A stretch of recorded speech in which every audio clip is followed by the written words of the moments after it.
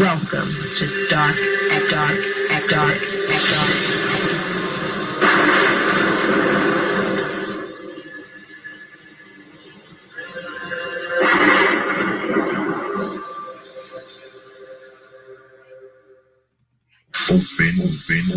Open your mind. Thursday, DXL. It's Dark. live.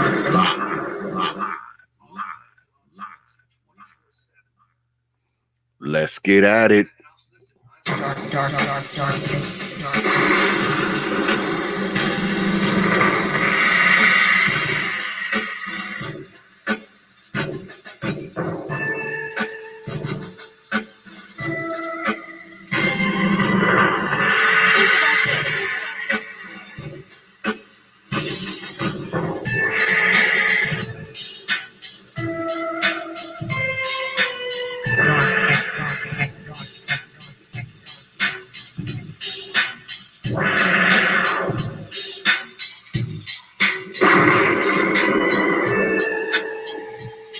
You know.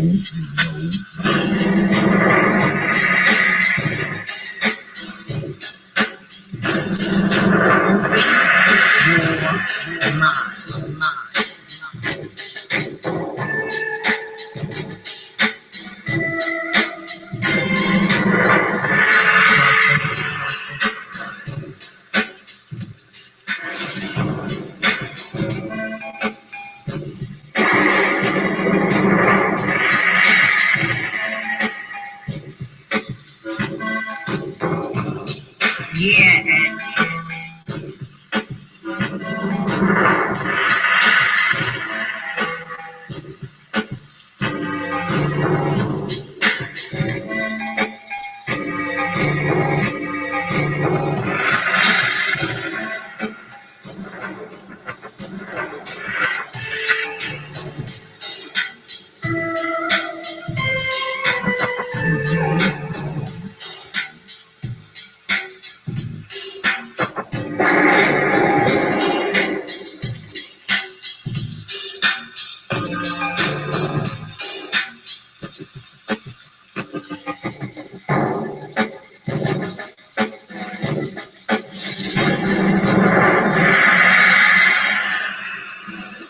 You understand?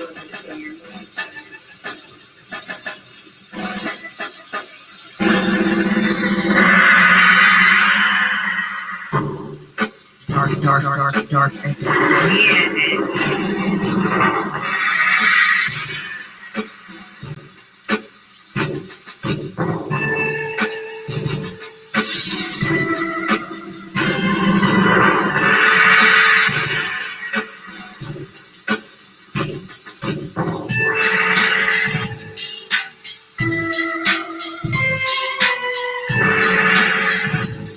You know.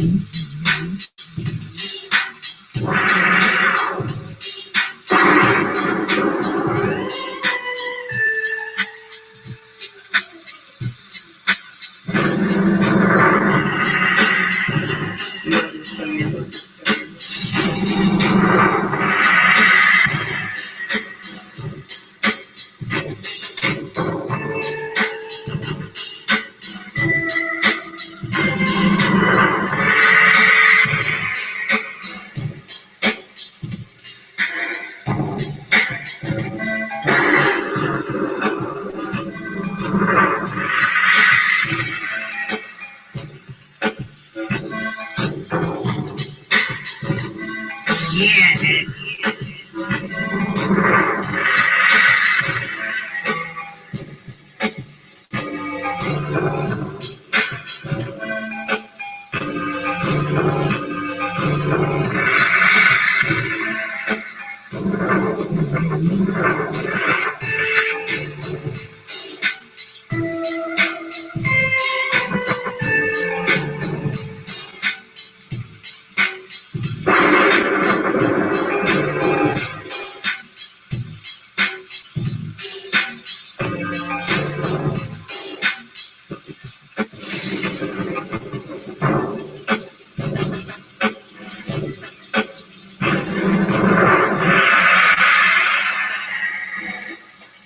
You understand?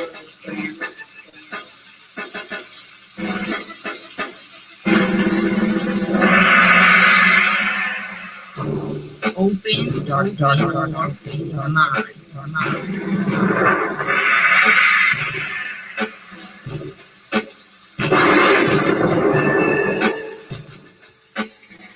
Yes. Peace, folks, and welcome back to another edition of the Proper Thought Series right here on the OTPOT YouTube page. I'm your host, X, of course, but you knew that already. That's why your black asses are here. Tonight, DXL, of course, Dark XoDus live with Dr. Phoenix. I warn y'all now, I caution y'all now, boy, y'all gonna hear some shit, boy, that is really gonna make you want to go to the doctor tomorrow. Because the good doc sent me some literature, boy, and I was reading it. I was like, God damn, maybe I need to go get a checkup tomorrow. But anyway, yeah, we live DXL with the good doctor, Dr. Phoenix, and he's gonna hit us with some dark truths, some dark facts tonight about black folks and their health. It's going to be a very important show, folks. So, hold on tight, man. Hang on to your saddles for this one, man. It's probably going to scare you a little bit. It's going to shake you up a little bit, but you're going to be a little better off, man, when the show is done, man. Trust me, you're going to be a little more knowledgeable about your body, about your physical health, your mental health, all that shit, man, when this show is over. But before we get started, as always, I have to thank my subscribers, my supporters, my donors, my contributors. I have to thank all of you, man, because, y'all look out for this channel so much, man. And I know, man, I get up here and I say this all the time, man, but I have to do it, man. I have to do it because, man, I appreciate y'all folks, man. I do, man. I really appreciate y'all. I appreciate every one of you, man. I appreciate my subscribers, the people who support me, the people who watch these damn videos, the people who show up to these damn streams every week. I mean, y'all have followed me for years, Y'all have watched me go from 25 to subscribers, to thousands of subscribers. So, I mean, I appreciate y'all, man, because like I always say, man, you don't have to do what you do, man, but you choose to do it, man. Like I always say, you don't have to watch these damn videos. You don't have to come to these streams every week. You don't have to do it. And you definitely don't have to drop your hard-earned coins on this platform. All right. You don't have to support this platform. You don't have to support me, but you choose to do so, man. And I'm thankful, man. I'm thankful to all of you, man. I'm thankful to y'all for watching me. I'm thankful for y'all, your monetary support, dropping your coins. I'm thankful to all of that, man. I'm humbled. I'm honored, man. I'm appreciative, man. And I appreciate all of y'all, man. And I'm going to continue to pump them out for y'all, man. I am this year, man, 2020. Y'all know how we do it. I'm gonna have some really, really good shows for y'all coming up, man. I got some heavy hitters coming through and the whole nine, man. And I appreciate y'all sticking in there with me, man. Like I said, man, I'm honored. I'm appreciative, man. I'm just humbled, and I thank you, man. I thank all of you. All right. I want to share something with y'all because the good doc is in the house already. But just give me a few minutes, doc, because I want to share something with the folks today. I go out to my mailbox because y'all know next week on DXL, Sister Shahrazad Ali is going to be up in here and she's taking your calls. But I go to my mailbox today, and what do I see in my mailbox? This here. Can y'all see that? Y'all see that, right? That, my good black folks, is a new revised copy of The Black Man's Guide to Understanding the Black Woman. And guess what's inside? Guess what's inside? Can y'all see that? God damn it. I know y'all can't. Damn light shining. Well, let me read it to you. Let me share it with y'all. Because, y'all my people. Y'all my folks. It says, to Xavier, the prophet of thought, from Sister Shazarahad Ali. Peace, January 2020. To you, my brother, look forward to seeing you January 9th, Thursday, 9:30 p.m. And of course, it's signed. Can y'all see that? Damn it. It's too much light. Just take my word for it. It's signed. Now, y'all, let me back it up. Can y'all see that? Can y'all see it? Don't y'all wish y'all was me? Yeah, go out to my mailbox, and this is in there. So, like I said, next week, Sister Shahrazad Ali will be here, man. I mean, she's gonna be here, man, taking your damn calls. So y'all better look like calling in here, because if you don't, I will haunt you in your dreams. Just ask the people who didn't freaking follow me on Twitter last night. When they woke up last night, X was standing next to that bed, wasn't I?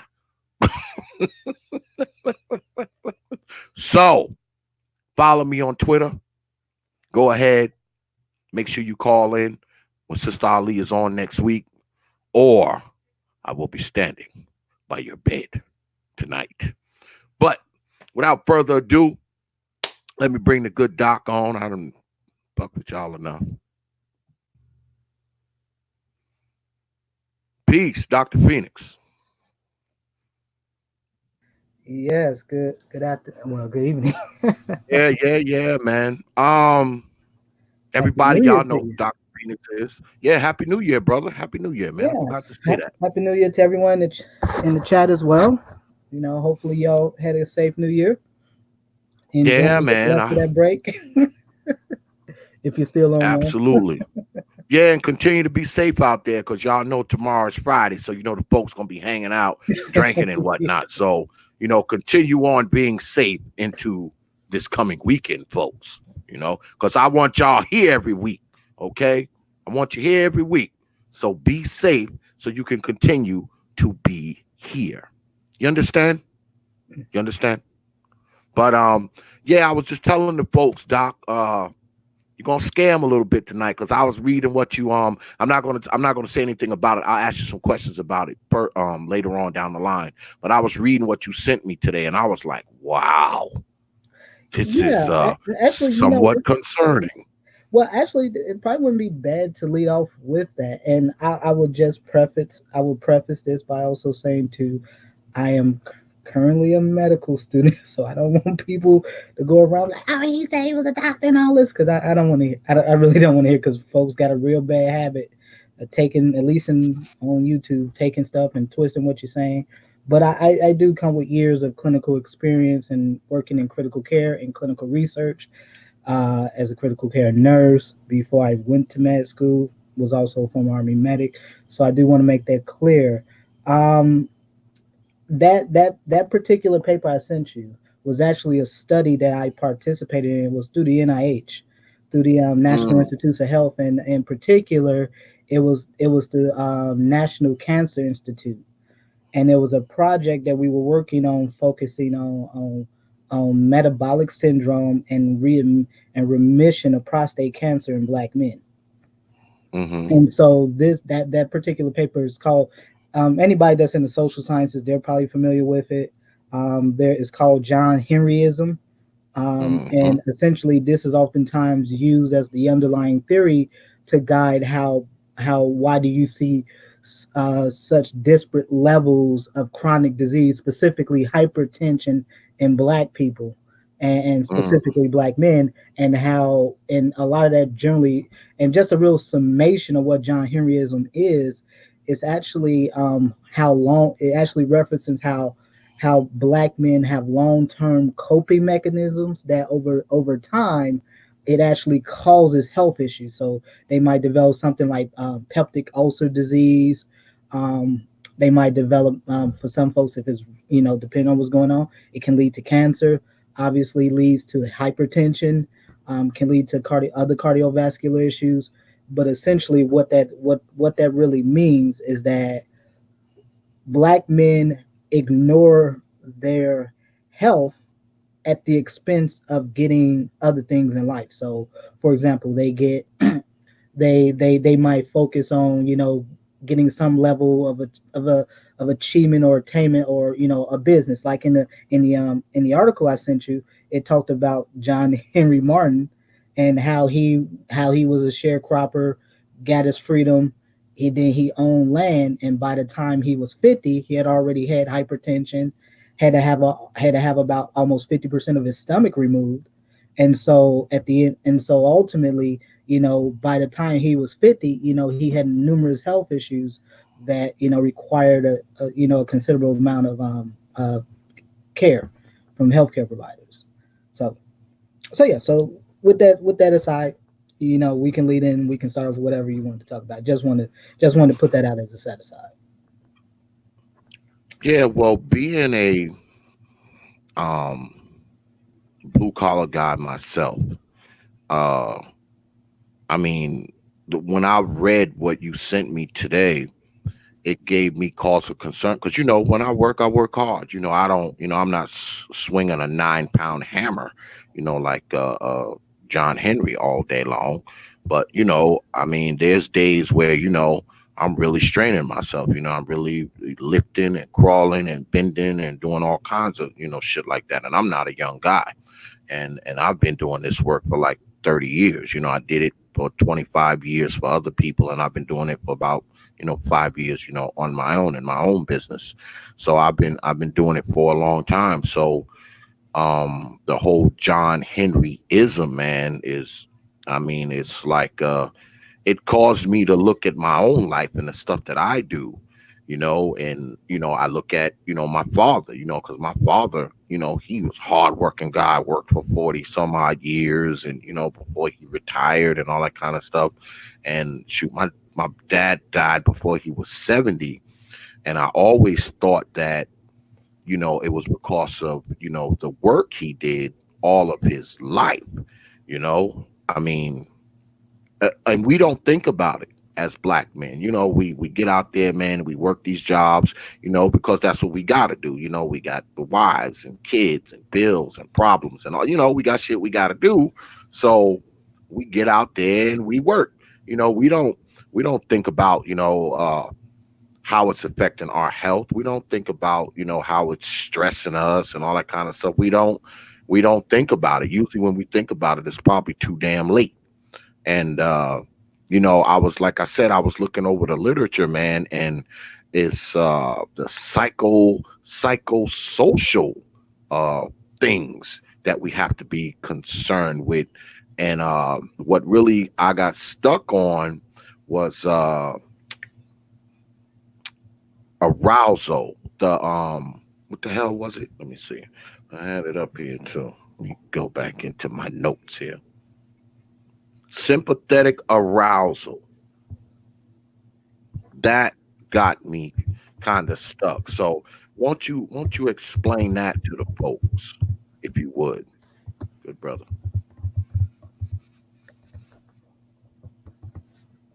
Can you hear me? Yeah, I can hear you. I can Yeah, hear you. so essentially what sympathetic arousal just refers to is really the activation of the fight or flight system. So anyone's familiar with the fight or flight system, you know, that's whenever you feel like your body feels like it's in danger.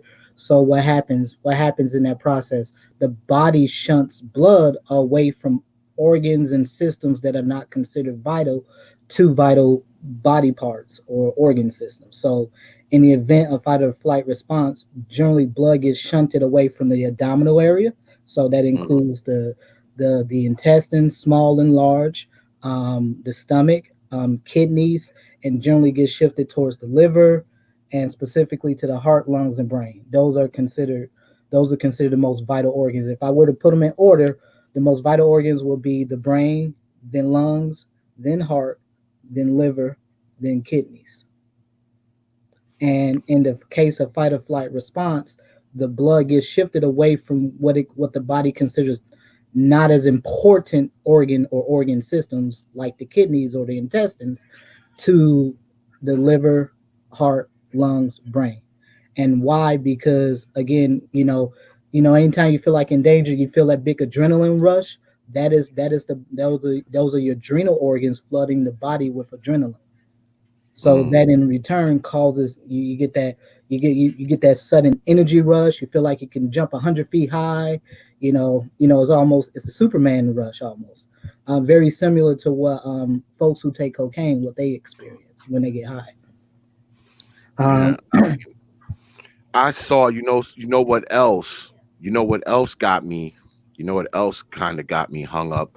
The fact that they said that you're more prone to hypertension based on your socioeconomic status as opposed to your educational level. Like, but I guess we'll get into that.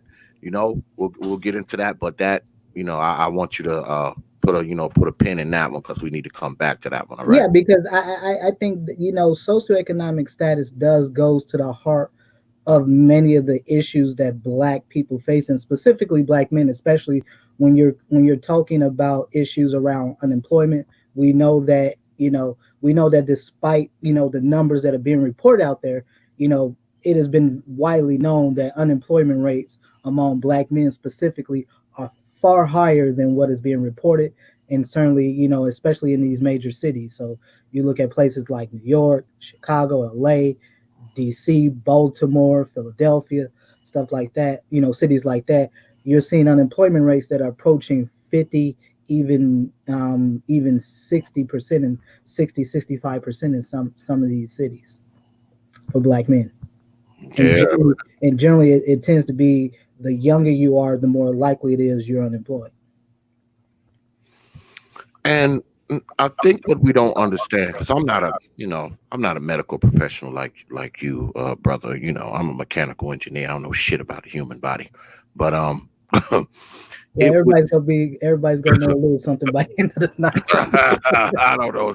Boy, I could take an engine main, boy, and take it apart and put it back together with my eyes closed and my hands and my feet tied behind my back. But if you start talking that medical shit, I'm lost.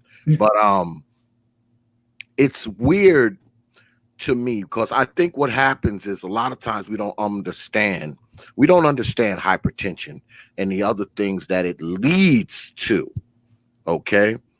That hypertension leads to other things, right? So, I mean, we hear hypertension and we think, oh, well, that's just high blood pressure or whatever. But that stuff leads to other stuff, right? Yeah. So here's the thing about hypertension. You're probably familiar with the statement that is often called the silent killer. Mm-hmm. And the reason it's called the silent killer is because oftentimes most people do not know that they have hypertension.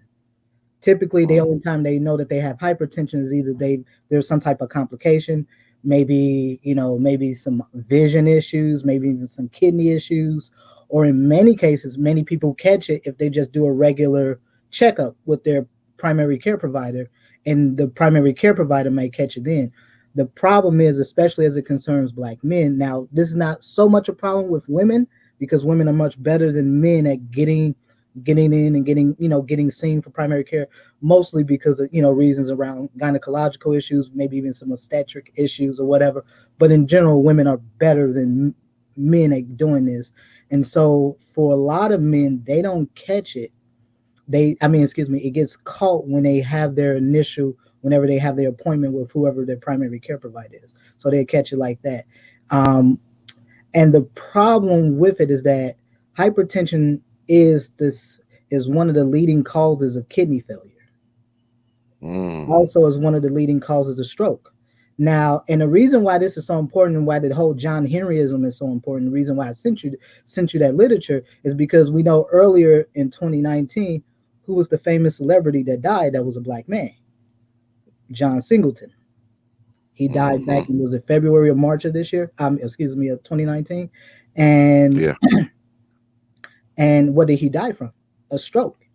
He, when his family first took him to the ER, he had some early signs and symptoms of an impending stroke. They took him there. I guess they were able to get him treated in time, but eventually he had a massive stroke while he was in the hospital, which ultimately led to his demise. And so, the problem, and he was a 50-year-old man, so still a relatively young man, but he died at 50 from a stroke. And again, the literature I sent you, what did it say about John Henry Martin? By the time he was 50, what was going on? He had hypertension, he had kidney issues, he had peptic ulcer disease.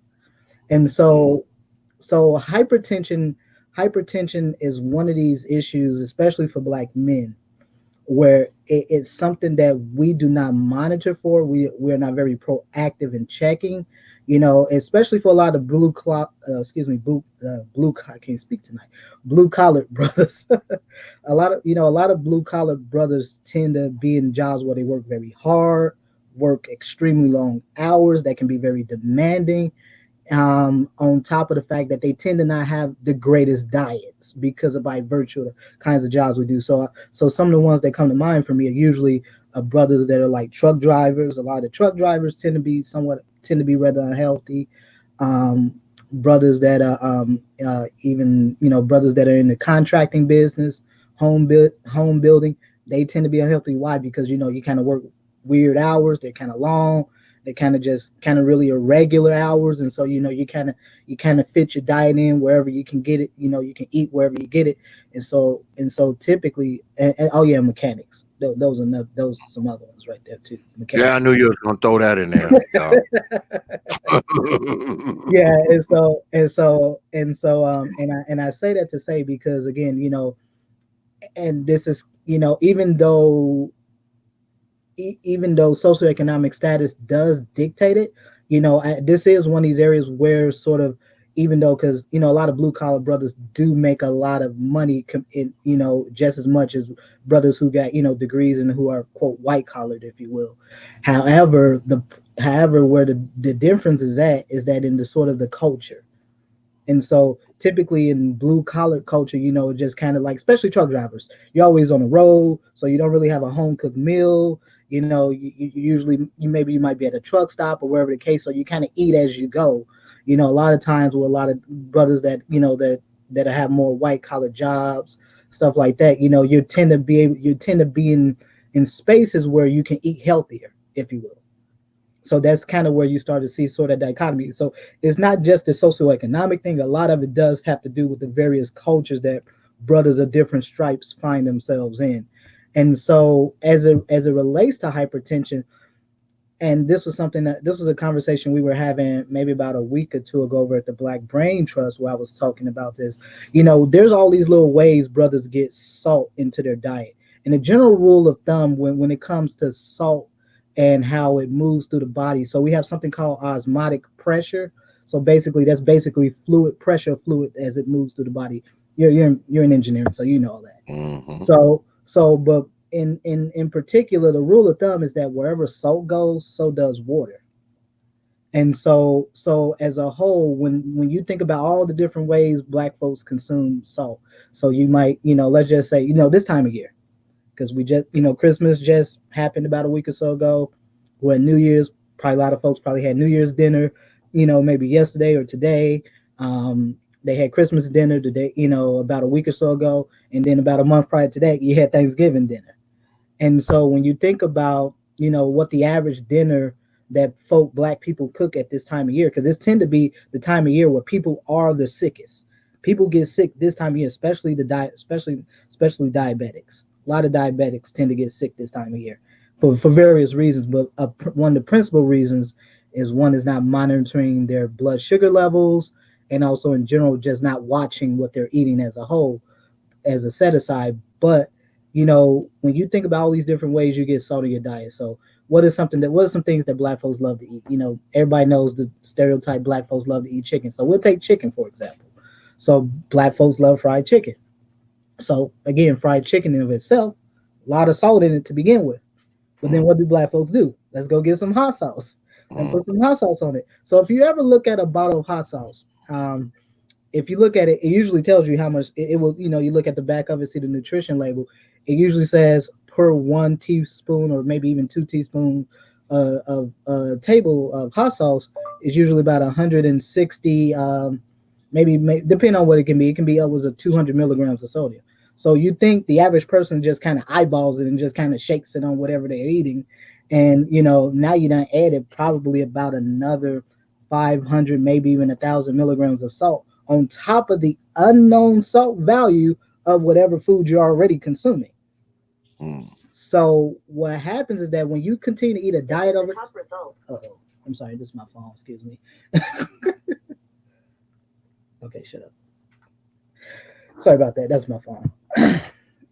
So yes, anyhow, so when you think about how black folks sneak all these various methods of salt into their diet and not knowing, and I'm not saying they're intentionally doing this, but in many cases most black folks are not really aware of the fact that you have all these various sources of sodium that are just being snuck into your diet. And so oftentimes what I do with folks is that, I ask folks, I say, well, let's just sit down and what do you eat? Just ask them like, what do you normally eat? What's your normal diet like? And then, because they have like, well, I got really high, doctor says I have really high blood pressure. If I don't cut the salt out of my diet, I'm at risk for all these things. And so I find that one, cutting the salt, and also not with just cutting the salt, but also engaging in some type of cardiovascular activity. So like running, walking, swimming for folks who are older or folks who have injuries and may have knee problems or something like that. I definitely recommend swimming. Very good for folks who have injuries. Maybe have old injuries where they might have hip issues or knee issues or something like that. And so it allows for low weight bearing, meaning you don't have to put a lot of weight on your knees, on your bone, on your skeletal structure in general. So swimming is a good way. So in a nutshell, what I'm saying is that the big problems with hypertension is related to, one, it can cause stroke. It's the second cause of kidney failure in this country. Well, actually, I take that back. It's the leading cause of kidney failure. The second one is diabetes. Mm. And so when you consider that, and the fact that even though black people, depending on whatever the numbers you look at, we're about 44, 50 million or so roughly about 12, 13% of the population. However, depending on which numbers you look at, we're anywhere between 40 and 45% of folks waiting for kidney transplants. Wow. So, I mean, this is, again, this is a fundamental problem. A lot of it is just sort of how black, as a collective, as a culture, black people have been enculturated into eating a lot of foods. Like, I don't want to completely blame it on foods, because hypertension is not just the result of your diet, but it's also the result of those psychosocial stressors that were talked about in that John Henryism literature I sent you earlier. And so, but that in combination with the psychosocial stressors is what leads to hypertension. If that makes a lot of sense. Yeah. So let me ask you this, because I read, in the study that you sent me, that, in that final case study, the men and the women, with, notwithstanding, the social stressors and all of that, were equal in the case studies, for this, the whole, John Henryism thing. I mean, they were pretty equal. Now it was off for in the comparison to white folks, but black men and black women were almost equal there. Yeah, and the major reason, and some of the major reasons for that is that although black men specifically have some very unique issues that they deal with within the structure of this country, psychosocially speaking, and also some of the issues that black women deal with. And this kind of goes back to a talk that Mike V and I had a couple weeks ago on maternal fetal health, and how there are psychosocial factors involved that determines, the survival of black women during pregnancy, after pregnancy, and the survival of the baby during pregnancy, after pregnancy, and how it's not just these, there's issues around racism, there's these other psychosocial issues, there's socioeconomic issues, but in general, when you're looking at why that was the case in that study, it's because although some of the issues are unique, as a whole, the way black people react to them tend to be the same.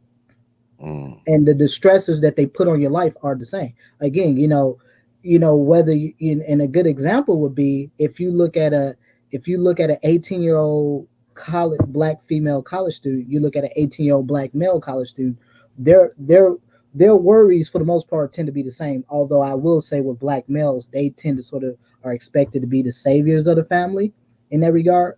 However, what is one of the major issues that face all Black college students? How you're going to pay for college? Yep. How you're going to get through college? Am I prepared for college? Do I struggle in these courses? And so that in of itself causes major stress issues. And so when you're considering that one of the major problems around dealing with stress and how we react to stress as a people, you have the release of a compound known as cortisol. So that is your major stress hormone, cortisol. So cortisol is designed. It is also what's released during that sympathetic arousal as well.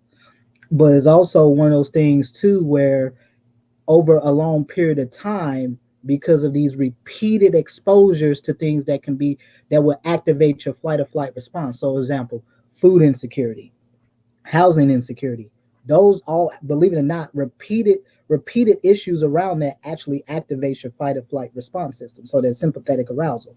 So what happens is that each and every one of those times, kind of think about it like somebody just jumped out of the bushes, scared you once a day. And every single time that system got activated. So every single time that blood gets shunted away, those vessels get constricted. You get that release of cortisol. So now you have extended periods of cortisol in the body, and now it becomes pathogenic, meaning it causes disease. And so that's why you can see where it's pretty much the same between men and women, even though technically some of the psychosocial factors that affect men don't necessarily affect women, and what affect women don't necessarily affect men. However, the physiological response is typically the same. And only time it is different is for expecting mothers, where now you don't have just one person to worry about. Now there's two. Wow. What else I found very interesting about the literature you sent, Doc, was good look on that $20 super chat, brother Willie. Appreciate that, man. Good look on that. It said the study said that white folks in a higher tax bracket and white folks in a lower tax bracket were like they had kind of the same responses. There weren't that many differences, in their levels, even though you may have somebody who's a doctor or a lawyer or whatever, and then you got like a trailer trash person, and their levels didn't vary that much. I found that very interesting. The flat out simple answer to why that's the case is because there's a floor. There's only so far that even the poorest white person will be able to fall to, as opposed to the poorest Black person.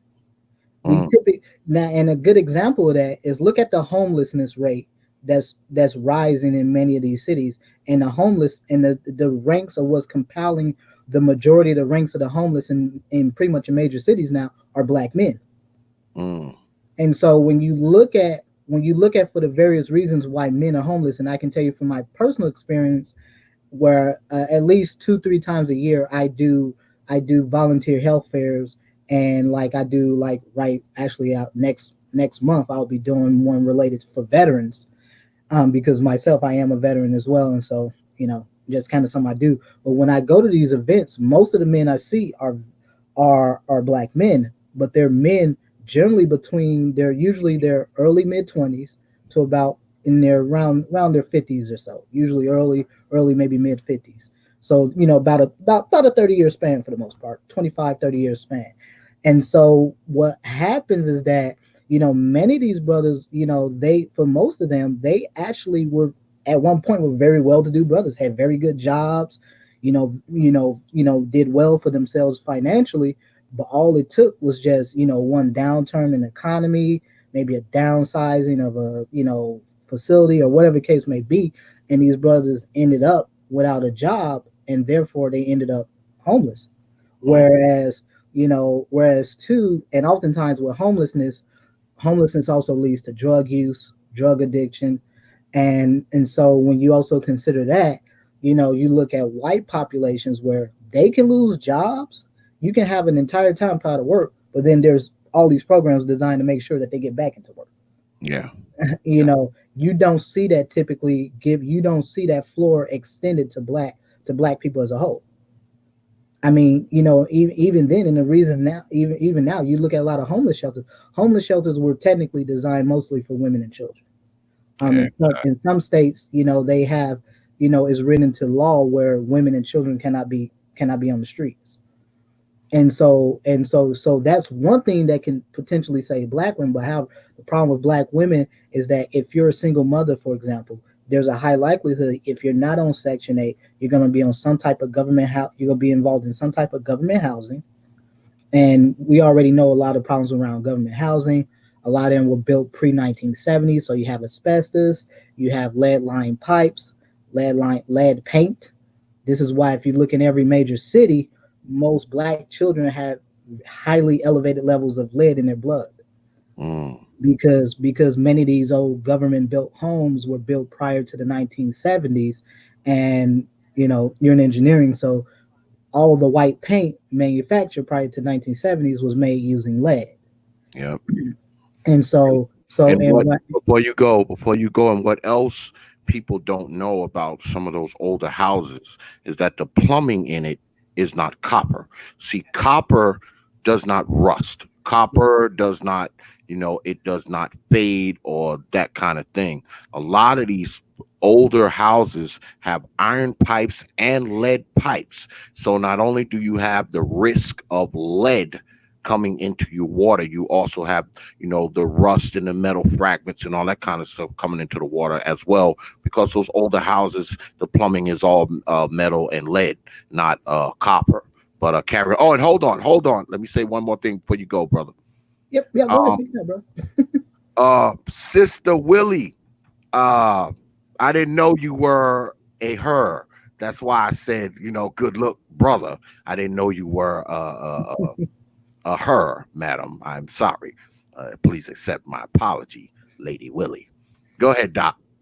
Yeah. So yeah, so so the reason I bring that up, because what I'm really getting at is the reason why you see that you don't see that discrepancy between white people of varying degrees of socioeconomic status and you do with black people is because black people of higher socioeconomic status are able to move into those areas where white folks are generally at, or at least these mixed areas where there's better housing, better access to the grocery stores.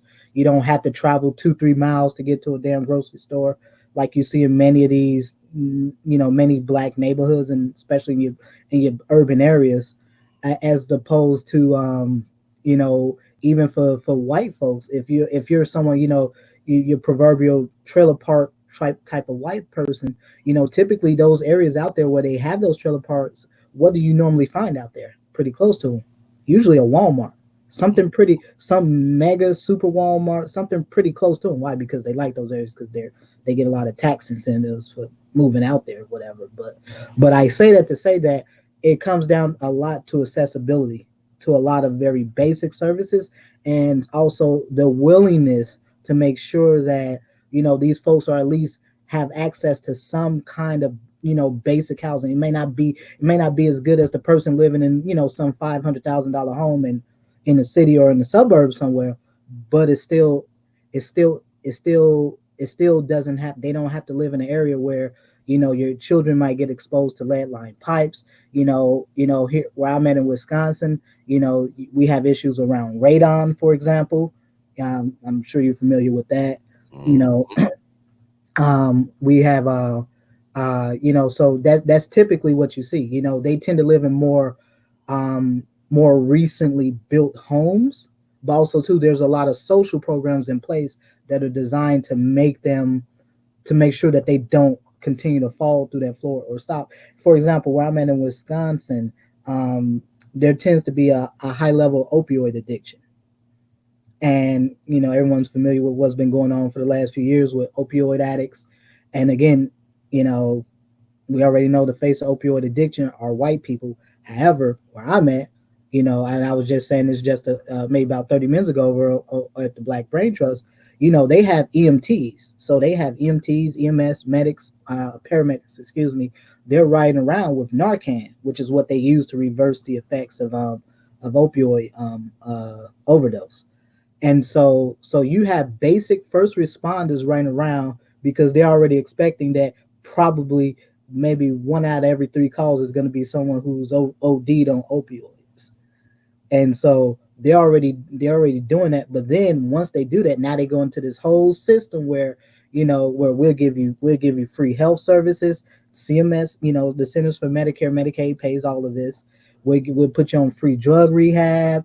We'll put you, we'll even, and once we'll put you in psychotherapy, and you go through a couple years of this, we'll wipe your record clean, and we'll send you on your way. You get a new lease on life. And that doesn't happen typically for Black folks. Oh, absolutely not. I mean, going back to like the food, I mean, last week I was in New York City because I live in North Carolina. But last week, I was in New York City, because I travel every couple of months, I travel a little bit. And, I went to New York City. And as I was in New York City, I saw a lot of fruit stands, where they sell fruit. And, Mm-hmm. I saw quite a bit of them. And I said, I was telling my wife, because my wife is from Brooklyn. And I was telling my wife, I was like, we always hear people talk about, the food deserts, that exist in these inner cities. But, I see all these fruit stands. And my wife was like, that doesn't mean anything because, see, that fruit in there, it ain't fresh. It's old. It's moldy. There's gnats on it. There's worms in it. There's all kinds of, so the stuff is, even the stuff that is so-called there isn't worth anything. I mean, it's not fresh fruits and vegetables. It's old fruits and vegetables. It's moldy fruits and vegetables. It's pest, infected fruits and vegetables. So even when you find these places where you see, readily available vegetables where there's, where the geographical location is full of Black folks, the stuff that's available, it ain't even any good. So it might as well not even be there. Yeah, and that's a great point because that goes back to your initial question right there.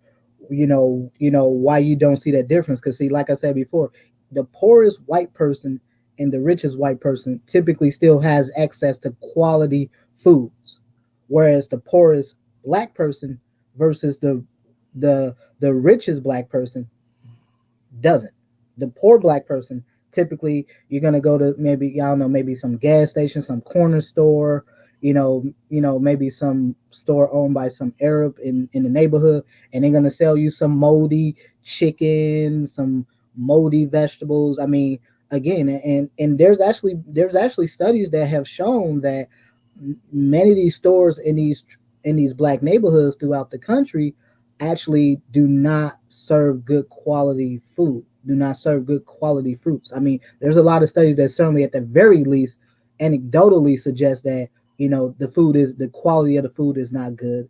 But I'm sure folks in the chat, or, obviously what your wife was alluding to, and certainly what I've seen has certainly held true, which is that, you go to many of these, yeah, they might have these fruit vendors, but unless it's a verified farmers market or something of that sort, you cannot trust the quality of those foods.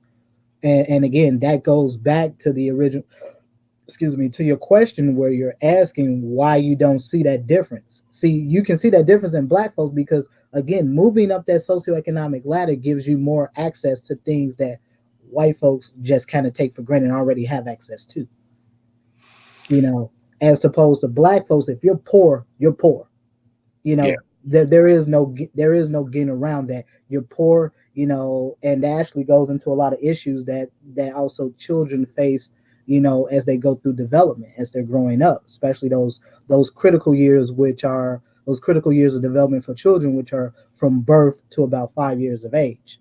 And so maybe that's something we can talk about later. But if that answered your question, brother. Yeah, it did. Um, what I wanted to ask you about though was, um, far as we talked about how hypertension leads to all these other things, and I mean, is it?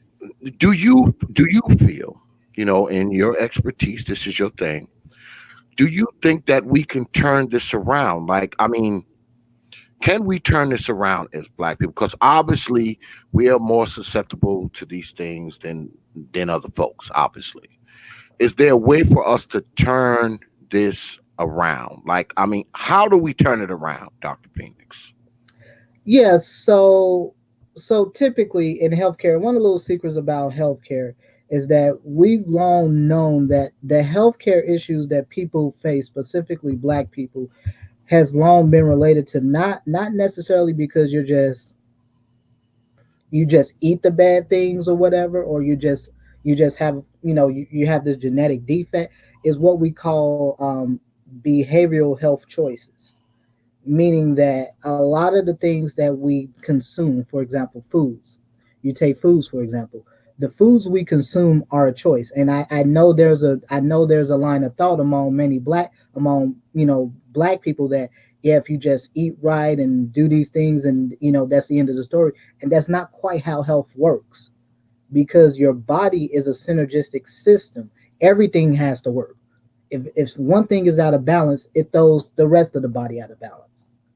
And what we need to understand about eating healthy is not a it's not a curative measure, it is a preventative measure. And what you said earlier was very true, which is that oftentimes when folks really find out something's going on, it's too late. So all the nutrition, and again, this is not a dig at folks who totally believe in it, because I 100% believe in nutrition, because this is one of the things I talk about all the time with brothers that talk with me in private, is that nutrition is always going to be a major part of it, but the major problem is improving black folks' socioeconomic status, because there's a lot of research at the very least that demonstrates improving black folks' socioeconomic status also in general improves their health.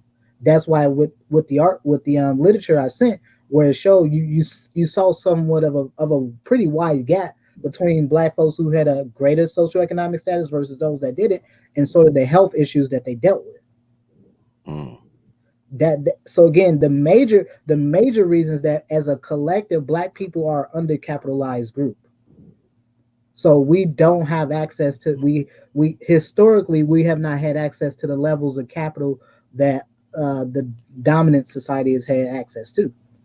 And certainly in more recent years, I mean that is changing now, because obviously a lot of brothers are doing a lot of things now where they're finding a lot of sets in a lot of areas, in a lot of various ways where they can where they've been able to move up that socioeconomic ladder. But as a collective, black folks as a whole have been extremely undercapitalized, and that in turn has led to bad health decisions, bad health behaviors, if you will. Well, let me ask you this. Do you find that if black folks, we poor and we eating all kinds of crazy shit that we shouldn't be eating, and we mess around and we happen to get richer, do we really improve our diet, or are we just able to buy more of the bad stuff? I think it's a bit of both, and I think a good example of that would be athletes. So if you follow the career of athletes, the moment they retire, if you see them about a year or two later, what usually happens? They're usually overweight. Yeah, they fat. And what happens is that despite all the despite all the money that they have, the workouts, the exercise, it just hit a bad diet. It hit up some bad habits in general. So Mm. once you get away from that regimented lifestyle, same thing happens with a lot of veterans. We have this kind of this running joke as a veteran. You go home to Fort Couch. Why? Because a lot of veterans get out of the military, especially those of us that were in some of the more physical services like the Army or the Marines, where you're doing these really hardcore workouts daily. But you leave that environment where it's regimented, because you're getting up at 5:30, 6 o'clock in the morning. You're doing PT for at least an hour a day every day, And once you're done with that lifestyle, what happens? You go back, you start not eating the best things, and yeah, you probably got a little bit of money, but you kind of go back to, you kind of regress into some of those bad habits, if you will. And that's what happens. And the same thing happens with a lot of athletes, is that many of them become overweight after their time as athletes are done. They move over to maybe an analyst position or doing whatever they do, and you kind of see that slow change in them, where like, man, dude used to look like such and such. You see him now, my man, like, put on 40-50 pounds. so that's always the problem. So yeah, I think it's a little bit of both. I think having more money also can hide bad habits, especially bad health habits, but also having money can also enable better health habits. So let's get to some more scarier stuff. Let's scare some folks. Are a lot of us going to die young, Doc? A lot of us are going to die young, aren't we? Aren't we? In a very literal sense, I would say that it's a complicated answer, but if I had to give a short answer, for many Black folks, yes. And here's the problem. When we talk about, earlier we were talking about hypertension, but again, hypertension is one aspect of a group of cardiovascular diseases. So whether we're looking at hyperlipidemia, hypercholesterolemia, we're looking at strokes. These are all typically, if you have high blood pressure, there's a high likelihood you have other stuff going on. I've never seen a scenario where someone just typically just had high blood pressure. They probably had some other stuff. They probably have other things going on. Very rare that happens. So, for example, diabetics. We know that childhood obesity has been skyrocketing in this country now for years. And what is happening now is that clinicians are seeing instances of where you're seeing kids as young as 16, 17, 18 years of age having hearts of an 80-year-old, where they're already presenting with early stages of atherosclerosis, which is the hardening of the arteries due to plaque buildup in the arteries. You're seeing early onset heart disease in 16, 17, 18-year-olds. And I know personal stories of friends that I grew up with, because in Chicago, where they're 30 years old and they've had strokes already. Wow. And we could not imagine a 30-year-old man having a stroke, a man that should be in the prime of his life. But and this is, like I said, this is a personal story, because I've seen this from a friend a few years ago. We're out, I come to Chicago visit, he kind of had this little droop in his face, and I took a look at him and I asked him, I said, well, something good? You okay, man? What's going on? And he tells me, yeah, had a stroke a few years back, man. So technically he actually had it when he was in his late 20s. And, but he say, come to find out, he kind of had high blood pressure all his life. Wow. And so, and I would say right now, at least for Black men, and I want to make this about Black men right now, is that when we're looking at mortality in this country for Black men, understand Black men have the shortest lifespan of any group of people in this country. So the average Black man lives to between 65, 70 years old on average. I was at a meeting last summer with some hospital execs and some physicians, and we were talking about the prevalence of stroke in black men. And we're seeing Black men having strokes in their 40s and 50s, and their white counterparts are showing up in hospitals in their 80s having strokes. So we're seeing folks who are having strokes 20, 30, 40 years apart from their white counterparts. And that is something that we're not considering, on top of the fact that if you look at some of the most well-known rappers of the last 2 decades, so you look at cats like Prodigy, was the other brother from California, Nate Dogg, If anyone reads the story behind Nate Dogg, he died at 44 years old, but he had multiple heart attacks and strokes in his early 40s. Prodigy died from complications of diabetes I think he was in his late 30s or something like that. He was already in kidney failure, so I think he had already he was on, I believe he was on either dialysis or he had already previously had a kidney transplant. Wow. So we're having men we're having men who have potentially, we have men who are technically still in the prime of their life, but they never live beyond it. I mean, if you look at some of the major rappers, especially the rappers of the 90s, a lot of, of the 90s, what was the other brother? Craig Mack, I believe. I think he was kind of like in one of those Christian cult things a while back. But Craig Mack, he also died from a heart attack, late 40s. So again, we're, if you, like I said before, you think of Big Pun, everyone knows the story about Big Pun. By the time he died, he was like 600, 700 pounds. Wow. Massive heart attack. Again, the heart attack that killed John Singleton at 50 years old, massive heart attack. Stroke. Massive stroke. And what I'm saying is that I'm seeing brothers as young as their 20s and 30s having similar types of strokes. We're talking about strokes. If it doesn't outright kill you, you will need the care. You will have to be in the care of someone for the rest of your life. If it just doesn't outright make you a vegetable. Wow.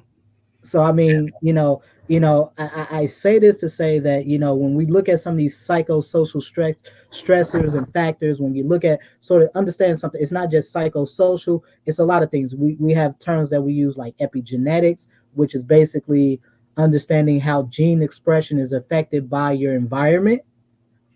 And so understanding that it's not just the social environment, but it's the physical environment. So we talked about earlier about kids with lead poisoning, asbestos exposure. This is a problem, especially for any brothers that were in the Navy and you worked in these shipyards. Those are big problems for them because many of them end up with various lung diseases as a result. Ultimately, a very deadly form of lung cancer called mesothelioma. So I mean, right now we're seeing, and I'm not gonna let black women off the hook because I know a lot of black women out here think that they're safe. The problem with and two, we're looking at black men now. I've seen cases as young as brothers in their early mid 30s with prostate cancer. And so when we're dealing with, there's actually a correlation between body fat and prostate cancer. So the proportion of body fat that you have around your abdominal area, your gut area, is actually relational to the amount of fat that you have around your prostate. And what does fat do? Fat in the body is actually pathogenic. It can cause disease because it functions like an organ, meaning that it secretes its own hormones, its own factors. And for men, what fat does, it actually suppresses the effects of testosterone. And so that's why oftentimes, and I see this a lot. I'll kind of sometimes, over at the Black Brain Trust, I kind of make the joke where I see a lot of brothers, they're in their 40s and 50s and they look like they're in their second and third trimester because men in general have most of their fat right in their abdominal area. So when men gain weight, they gain it in their abdominal area. And that's kind of where you kind of see sort of the kind of the bloated barrel belly look. But as a whole, that directly correlates to your overall health. Because again, fat in of itself, it also makes your body less resistant to the effects of insulin. So this is how people develop type 2 diabetes. Type 2 diabetes starts with insulin resistance. Because insulin resistance is directly related to how well your liver itself can metabolize sugars. Because if you have a lot of fat build up in your abdomen, trust me, it's around your liver as well. That's why you see a lot of folks, a lot of brothers who have liver issues. So they have fatty liver disease, they have enlarged livers, for boomers in particular. Many of them have hepatitis C, and so hepatitis C, if it goes untreated, can lead to liver cirrhosis and ultimately liver cancer. And in terms of black men and liver cancer, this is something I would tell brothers you might want to check out, because black men are disproportionately represented in the ranks of individuals who need liver transplants. And liver is one of those things, is one of those organs where if it goes, it's yeah, it is not a very good prognosis. It's over. It's Yeah, pretty much it's pretty much over. yeah, and I would say, drinking obviously, and I think I need to get to this drinking thing because I'm not a drinker. And I'll say this, as a person who has a military background, and I know just how prolific drinking is among black folks. Black folks drink for just about anything. You drink to celebrate, you drink because you're stressed, you drink for whatever reason. And what black men don't understand is that, drinking does a number of things to your body. One, drinking actually depletes the vitamins in your body. In fact, it depletes one very specific vitamin in your body, vitamin B1, which is also called thiamine, which you need vitamin B1 for your body for your liver to metabolize alcohol. So in the event that your body cannot metabolize alcohol because of deficiency in vitamin B1, it actually leads to a condition called delirium tremens, which is actually a form of it kind of looks almost like dementia, but it just basically something related to alcohol poisoning because your body cannot metabolize alcohol. And so you see that this is something very common. A lot of brothers, they get various liver issues, especially young, because we see the culture out here now. A lot of drinking gets promoted, drug use gets promoted. So we see a lot of young black men that have these, if you for lack of better terms here, these suicidal lifestyles, where you see not just the convergence of sort of these psychosocial factors, but bad habits in general. So bad health habits. So you see a lot of drinking, and this is why well, there was just a story I think about a couple weeks ago about the one rapper that OD'd in Midway Airport in Chicago. He swallowed a bunch of Percocet and OD'd in the airport, had a seizure and OD'd. So it's not just these chronic health issues that are leading to early deaths of black men, but it's also a combination of these social factors that are also contributing to their early deaths, and most of which, if you ask me, is probably stress. I cannot stress enough, for lack of a better term here, how much of an effect that stress plays on the overall health of black men. And how black men need to seek ways of mitigating stress in your life, and how stress can and how stress becomes this pathogenic issue for black men over time, how it can lead to hypertension, it can lead to heart disease, can lead to cancer, can lead to pretty much every major health issue that black men have heard of. Stress can very well be one of the leading causes behind it. So we as black men, many of us, we're slowly killing ourselves and we don't even realize it, right? That's basically what it comes down to. A lot of us are slowly killing ourselves with the drinking, the way we eat. Of course there's circumstances and crises that we have no control over that affect us as well. So combined with that, many of us, we're slowly killing ourselves, aren't we, Doc? Yeah. So one of the things, if you were to look at some of the CDC statistics, for example, the number one killer of black men between 18 and about 33, 34 years of age is actually homicide. Mm. Um, once you look beyond that, some of the major killers of black men beyond the ages of 33, 34 years of age include hypertension, diabetes, cardiovascular disease, cancer. Now, however, and just to shift this really quickly to black women, black women tend to, because of the effects of estrogen. Estrogen is a very protective hormone within their bodies, but specifically in women, risk for heart disease doesn't go up until postmenopause. Mm. And the reason for that is because estrogen is has a very protective, actually very much protects black women, well, women in general, but black women specifically here in this case, from having high cholesterol, developing coronary artery disease, stuff like that. And what happens is that once they go through menopause, estrogen production drops off a cliff, almost virtually stops. That's why many women have to get estrogen replacement therapy. And also, too, uh, black women need estrogen to actually produce bone.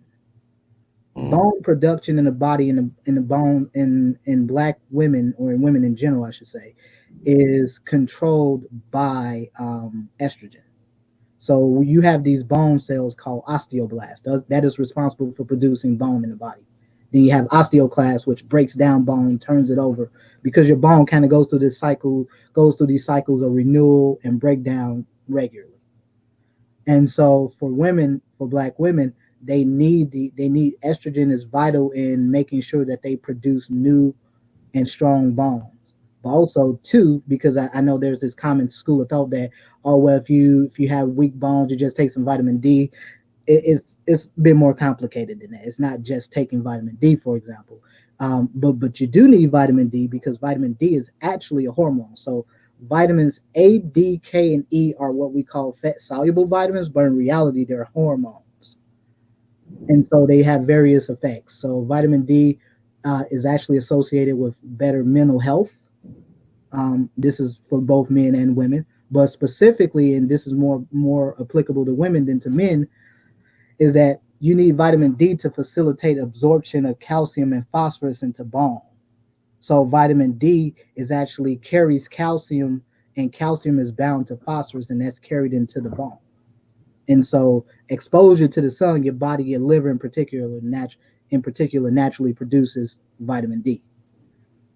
And again, I just put that out there because I do want to bring this back to the fact that, you know, what black men can do as a whole is that when we're addressing issues of just sort of chronic disease and how that really affects us, because this goes back to the John Henryism very much. Because what happens with black men just work, work, work. We ignore symptoms. We ignore when something is wrong with us, and we continue to ignore until it finally becomes an issue where I can't ignore it anymore. And then now you show up, you show up to your whoever you go to for your primary care, or whatever the case may be, and they say, well, Doc Phoenix, I think you're pre-diabetic. Mm. I say, well, I got some tingling in my feet, my eyes are kind of bothering me, whatever the case may be. Okay, well, you're pre-diabetic. We tested your A1C. Your A1C was like 5.8, and I'll explain what that is in a moment. And well, we need you to, I think you should do this. And this is where it comes into play, where we need more brothers who are in healthcare to Mm. help facilitate a lot of what happens to brothers who go into the system. Because black men in all reality, black men are probably the most chronically underserved group within healthcare. One in part because we just hate going to see healthcare providers in general, but two, because in all honesty, I'm just gonna be real, black men can be some of the most difficult patients. And I say that to say that, and I see, because I see this a lot. I see this a lot. I see a lot of brothers that have full blown cases of diabetes. I come, and they say, and I sit down, I talk with them, and they say, well, I went to the doctor about a year ago. They told me I was pre-diabetic. I said, well, what did you do? Did they tell you what to do? Yeah, they said I needed to do this. They did set me up with a dietitian and a diabetes nurse, but I didn't go see them. I didn't make appointments with them. And then here we are a year later, and he's about to lose his foot. Mm. And that's what happens. And this kind of goes into how genetics works. And see, this is kind of what I was meaning earlier about sort of the dieting thing. Dieting is very important, but it's not the end all be all. Because again, you can help somebody get better, but for example, you can totally control hypertension, diabetes, and stuff like that with diet, but it's such a strict lifestyle change because what folks don't understand, you didn't develop diabetes overnight. You didn't develop high blood pressure overnight. You most likely had it for years. It took years to develop. Changing your diet for a couple of weeks is not going to change the underlying physiology of what's going on with you overnight. So this is kind of what I mean, that these things are preventative. Yeah. So the real goal here is to teach brothers about how do you mitigate these stresses in your life from the get-go. How do you better take care of yourself, eat better, minimize your drinking. I don't expect folks to stop drinking and eating a pound of, I don't expect you to stop eating your buckets of chicken or your fish on fish fry Fridays or whatever. I don't expect you to do that. But I do expect there to be some level of moderation in what you do. And the problem with black folks and black men in particular, that things are not, there's no moderation. There's just nothing but pure access. Yeah. So, we don't just eat a couple pieces of fried chicken. You gotta go eat the whole damn bucket. Yeah, the whole box. Gotta eat the whole box.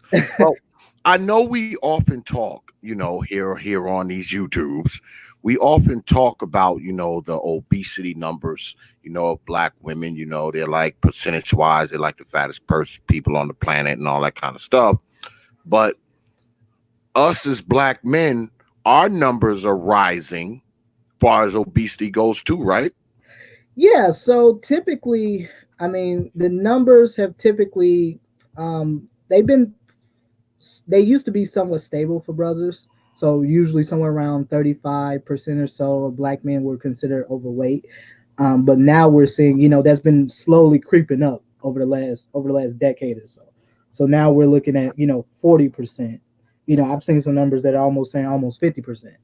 It just kind of depends on where you go. But it is pretty much agreed upon that the rates of obesity is rising among black men. Where black women in comparison have, it's still about twice as high for black women as it is for black men. However, their numbers have stayed relatively stable for the most part. Even though it's not a healthy section of the population, however, their numbers have stayed relatively steady as to where black men have shown increasing levels of obesity within black male population. And what's happening, at least what I can tell you, what I'm seeing this in childhood. In fact, I was just at a store earlier. I was at a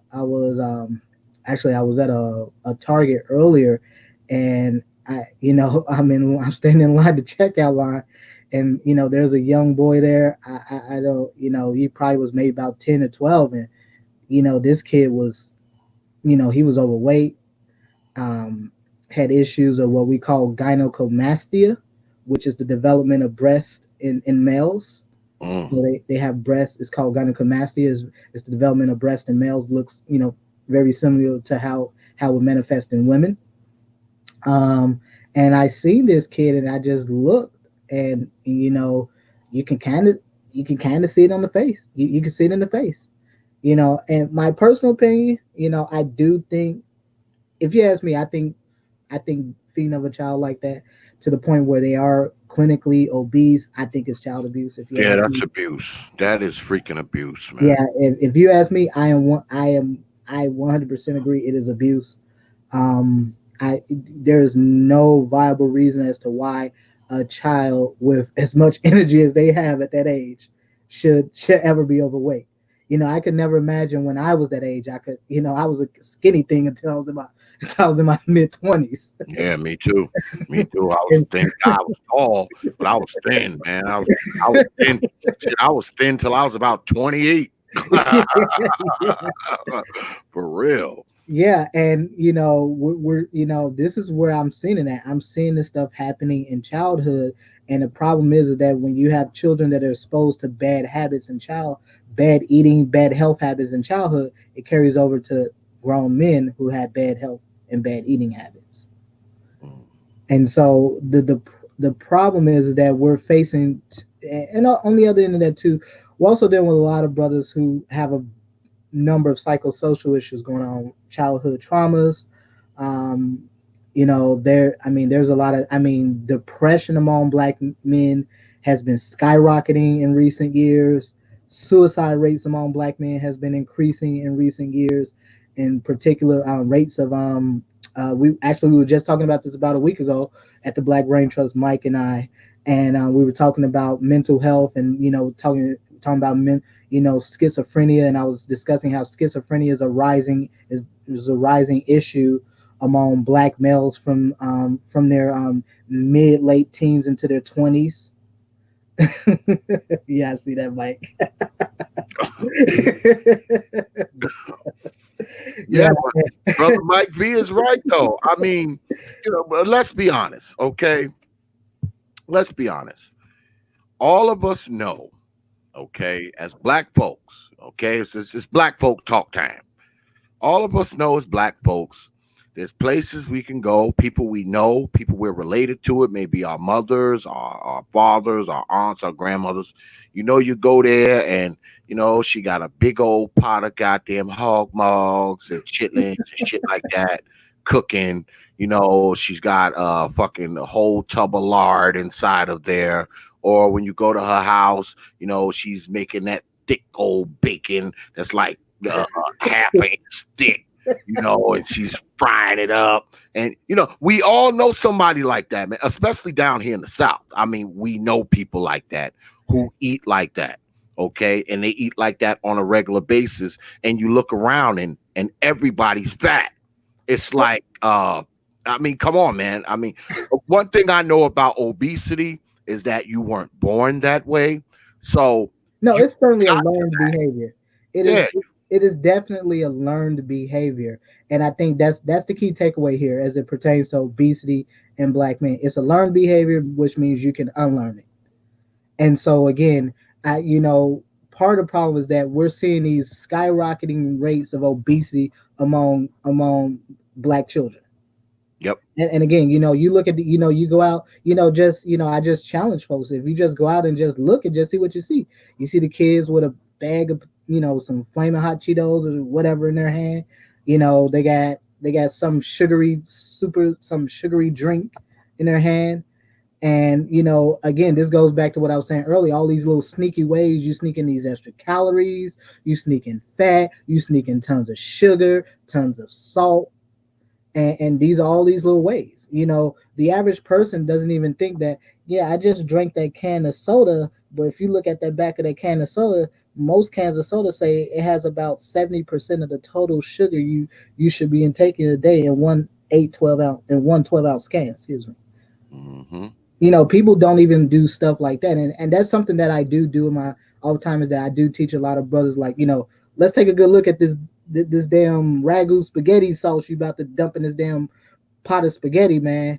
And let's look at how much goddamn sugar is in here. Yeah. And a lot of brothers don't even take into account there's all these various ways. Now, obviously, we know this is very much related to the industry. The industry produces these bad foods and stuff like that. But again, you're never going to stop them from doing this. Despite what black folks think, you're not going to stop these folks from doing this. Again, however, what has to happen for black men is that black men need to commit to a culture of teaching younger boys, and especially for, I don't have any kids, but for black men that are, that have kids, if you're an active man, you need to have your kids along with you. Yeah. Take your kids out with you when you go exercise. You all go on bike rides together. I always tell, I tell a lot, especially a lot of the older folks that I talk with, one thing I tell them, like, go to your local YMCA, go to the gym, get you at least 10,000 steps in a day.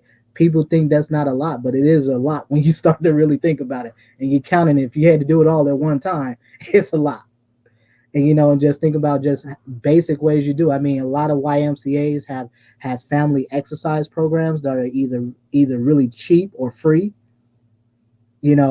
But I do think tackling the issues of obesity and rising obesity among black men has to start in childhood, because this is where it's happening at. And which is like I said before, this goes back to the comment I made about athletes, is where, if you look at athletes, the moment they stop playing that sport and they go back to just being a regular Joe, many of them become fat. And there's a very good reason, because the money and the lifestyle hid the bad habits. It's crazy. Well, let me ask you something, Dr. Phoenix. Is it true that obesity related problems kill more people than car crashes and cigarettes? Is that Yeah, absolutely, absolutely. See, here's the problem with obesity and what we fail to understand. Black people don't see obesity as a disease itself. It's a disease that causes other diseases. true? And so obesity is just one aspect of something. If you're obese, I don't even need you to. I give women, for example. If a woman is obese, I don't need you to tell me you have hormone issues. It's a pretty good likelihood you do.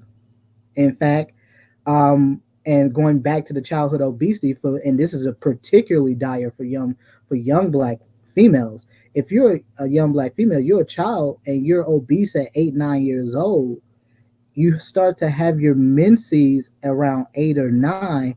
Now you're at higher risk now you have a higher risk of developing breast cancer when you're older. Mm. So, and that's directly related to obesity. Many women who are obese also have hormone imbalance issues. They have thyroid issues, although thyroid issues can be related also to a number of the hair products that black women use, but that's a story for another day. Mhm. But in relation, I know you have issues, and a good way to look at it is, if you were to look at the average obese person, if they took a couple steps, you might hear them breathing. Yeah, A lot I of folks do. have folks have sleep apnea. That particular phenomenon where they start to be out of breath when they start to walk, or we call it on exertion, is called dyspnea. DYPSNEA. Dyspnea meaning breathlessness on exertion. So Mm. you see this a lot. You see that this is very common with folks who have congestive heart failure, where they take a step or two and they just out of breath, completely exhausted. But Yeah, also very common in individuals who are overweight, because your skeletal system was not designed to carry that amount of weight, was not designed to carry that mass. That's it's why like you see a lot. it's That's like why you putting see a a lot of folks. goddamn Volkswagen engine inside of a tractor trailer, man. Exactly. And that's why when you see a lot of folks who are obese, especially this is, for women, you see a lot of kind of bone deformities, almost the knock-knee look and stuff like that. That is the stress of carrying all that weight on the skeletal system. Again, fat of it, like I said before, fat of itself, it secretes uh, it secretes a number of inflammatory factors, cytokines, and these are all factors that can lead to development of breast cancer in women, prostate cancer in men. Because again, fat in and of itself can act as a hormone, but also disrupts hormone function in and of itself, which is why you're more likely to get these hormone mediated cancers like prostate cancer in men or breast cancer in women due to obesity.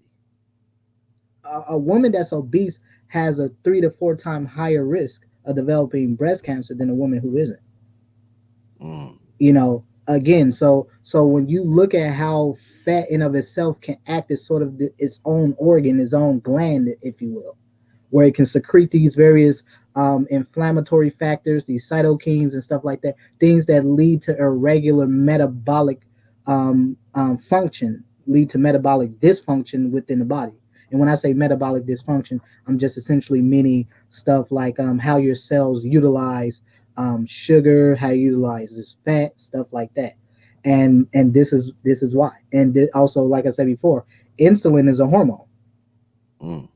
So fat in of itself disrupts the effects of insulin. It's folks want to figure out how that works. They can look that up on their own. But I would say this much: this is why obesity is why tackling obesity issues in Black society, and in particular among Black men, why is it so important? Because it can lead to it. And we know that Black men, because testosterone tends to tapers off earlier in our life, as opposed to black women or women in general with estrogen, where estrogen starts to taper off around 50 or so when they're going through menopause and stuff like that. For men, it can start to taper off. It can taper off for a number of reasons. Stress can mitigate the production of hormone. Being overweight can mitigate the production and the effects of hormone. Of testosterone. Being overweight can do that. So I mean, it doesn't have to be, and just in aging in general. Typically, once men hit around 40 years of age, testosterone starts to fall off. It kind of starts to fall off a little bit after 30, but the most noticeable increase is after 40. And so prior to that, the major things that contribute to lower testosterone in men, number one is obesity. Number two is stress. Wow. I got a question for you folks out there who are watching. Are you afraid? Are you afraid yet? Because we live with Dr. Phoenix, boy, and we coming at y'all with some hard, dark facts tonight. And I say again, are you afraid? Because if not, we're not finished yet. We are not finished. We will not finish until you are scared, until you make that appointment with your damn doctor tomorrow, Monday, soon, within the next week. Well, let me ask you this, Dr. Venus. Now, do you think that, because we talked about how, black men, us brothers, our obesity rates have started to rise over the last decade. Is it because are we picking up the habits of our women, or are we starting to live a more sedentary, not so great diet type of lifestyle, or is it a combination of all of that? I think it's a combination of all of that. And again, typically the men that I've seen that were the most active were men who had fathers, and their fathers and themselves were particularly active. If the fathers were athletes or something of that nature, those men tend to be in shape.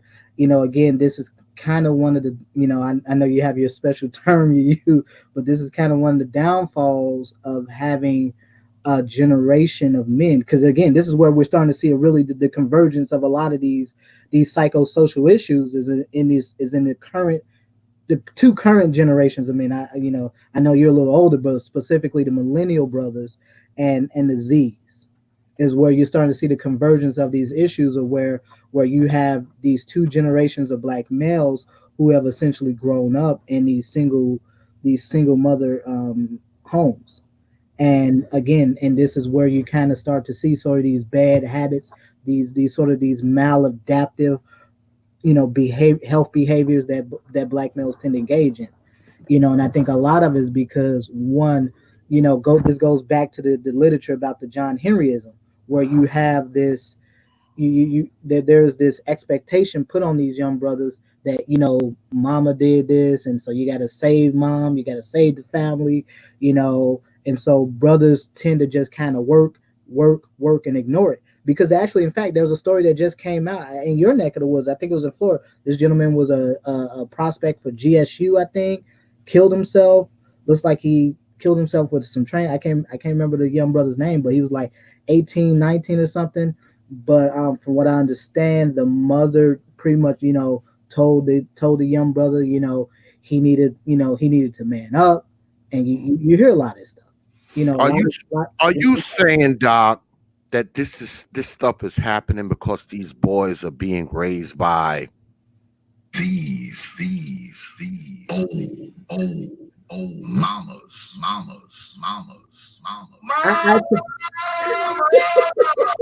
Are you saying that, Doc? Are you saying? What I'm saying is that essentially what's going on here is that it's a combination of all of these issues. It is a combination because we very well know if you come from a single mother household, you're more likely to be poor.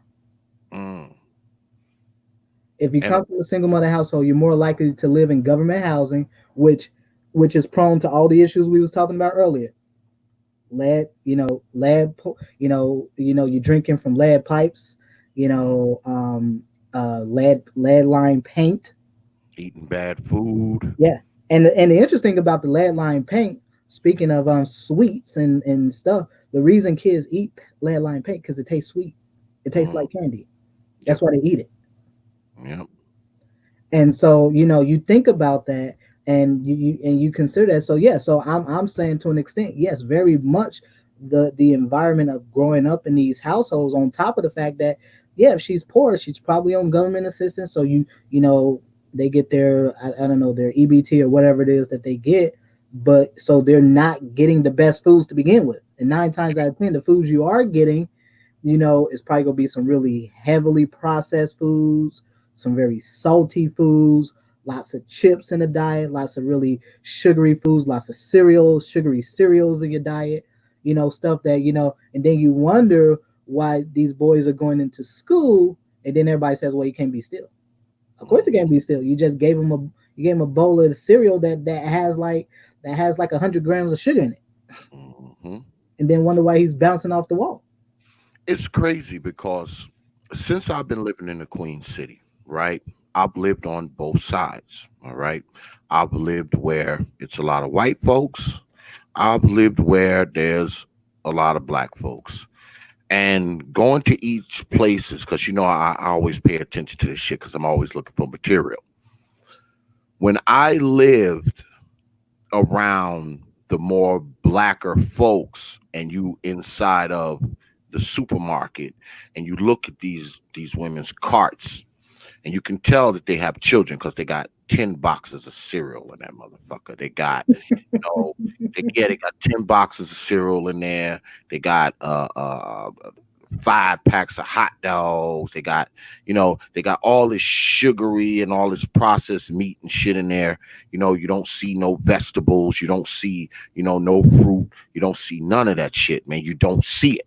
You just don't see it. I know black folks, oh, X is a coon and all this kind of nonsense. But I'm telling the damn truth. You go to them damn supermarkets and you see, yeah, right, brother Doug. You see, those microwave dinners and shit like that in there. They have a whole cart full of that shit, that kind of shit, and then, living on a more wider side of town, you see these women who, they have kids too, but their carts look different.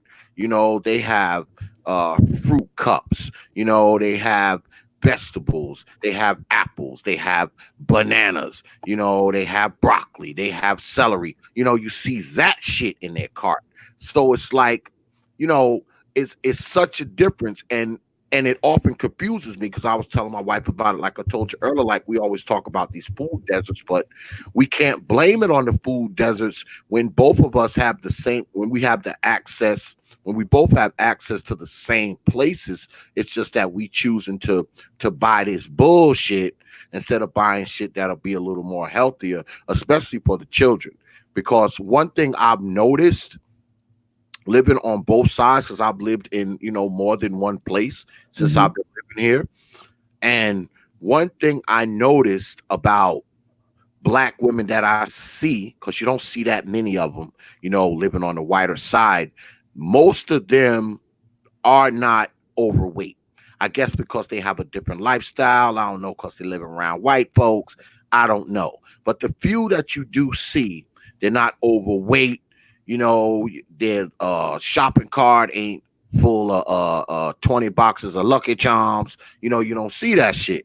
But when you're in the more blacker areas where there's a higher concentration of black people, you happen to see more black women, which what you see a lot of obesity.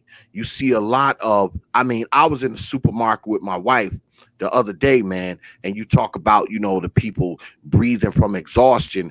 It was a lady standing behind us, standing there, man, and it sounded like she was snoring when she was breathing. Okay, and she was weighing in at about 350, standing 5'6", weighing 350. And it sounded like she was snoring, but her eyes were open. I was like, maybe she's narcoleptic, and I say that kind of shit, my wife, because my wife's a bleeding heart. Oh, God, I ain't say that. I was like, this shit, it's like she was standing up there snoring. So, you see that kind of you see that kind of shit. The higher the concentration of black people, the more of the symptoms and effects that you talked about tonight, the more of it you see, is the point that I'm making. Where there's not a lot of black people at, you don't see it as much. You just don't. I mean, I don't. I can say it anecdotally. I don't. But when I'm in the more blacker areas where there's more of us at, that's where you see the 350 pounders. That's where you see the women that's snoring while they on their feet. Those are the places, that's where you see, you go into the supermarkets, you got 35 boxes of Lucky Charms in the cart and a bunch of bullshit. That's where you see it. And like I said, I know everybody, X, you're a coon and all this kind of nonsense, but it's the truth. It is the truth. And I think that when we are concentrated like that, I think a lot of us live like that, sort of like a herd, man. It's like a herd, man. It's like we are forced to do the shit that the other unhealthy black people around us are doing. And I think we're doing it like subconsciously at times, man. I mean, I don't think it's necessarily just money, because think about it. Some of the poorest people are the fattest people. They're poor, they don't have any money, but somehow they're fat. How are you fat and you don't have any money? And because that's directly related to the diet and exactly what they're eating. And again, too, I think part of it that I haven't spoken about, which is kind of really sort of the fact that black folks just overeat, period. Yeah. As a collective, black folks just overeat. I mean, you go out to any restaurant, what's one I can think of? I don't go there. I haven't been there in years, but I remember years ago, I went to Red Lobster, and folks like taking their moms there for Mother's Day and all that stuff. And you go there and you just see how folks eat. I mean, it's just like, I can barely eat like half of the items on my plate before, I'm full, I'm good, I'll take this home or something like that. But you got folks, they eat a plate, get another. Yeah. They do like, oh, you can eat these shrimp deals or whatever, and they'll just eat. And so you bring up something very important, because what happens is that you have clusters, you have centralized poverty within black neighborhoods, within black areas of a city. You have centralized and localized poverty. Yeah. And so what happens is that if you were to look at sort of cancer clusters, you look at obesity clusters, I can guarantee you, if you could do an overlay with the sections of the city where black folks were at, and then look at sections of the city where other groups of people at, you would clearly see where those clusters of heart disease, strokes, cancer, all of that is at.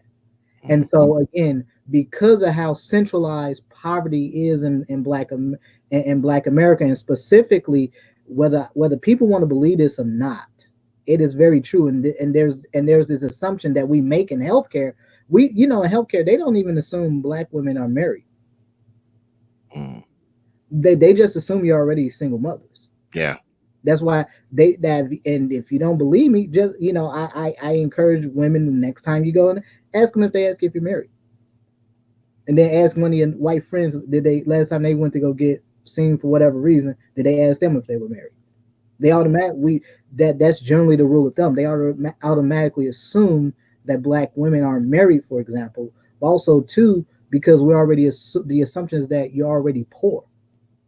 That's why you have so many clinicians, physicians, and nurses, why they run from the inner city, because the majority of the problems you're dealing with aren't really acute problems like somebody just had a heart attack or a stroke per se.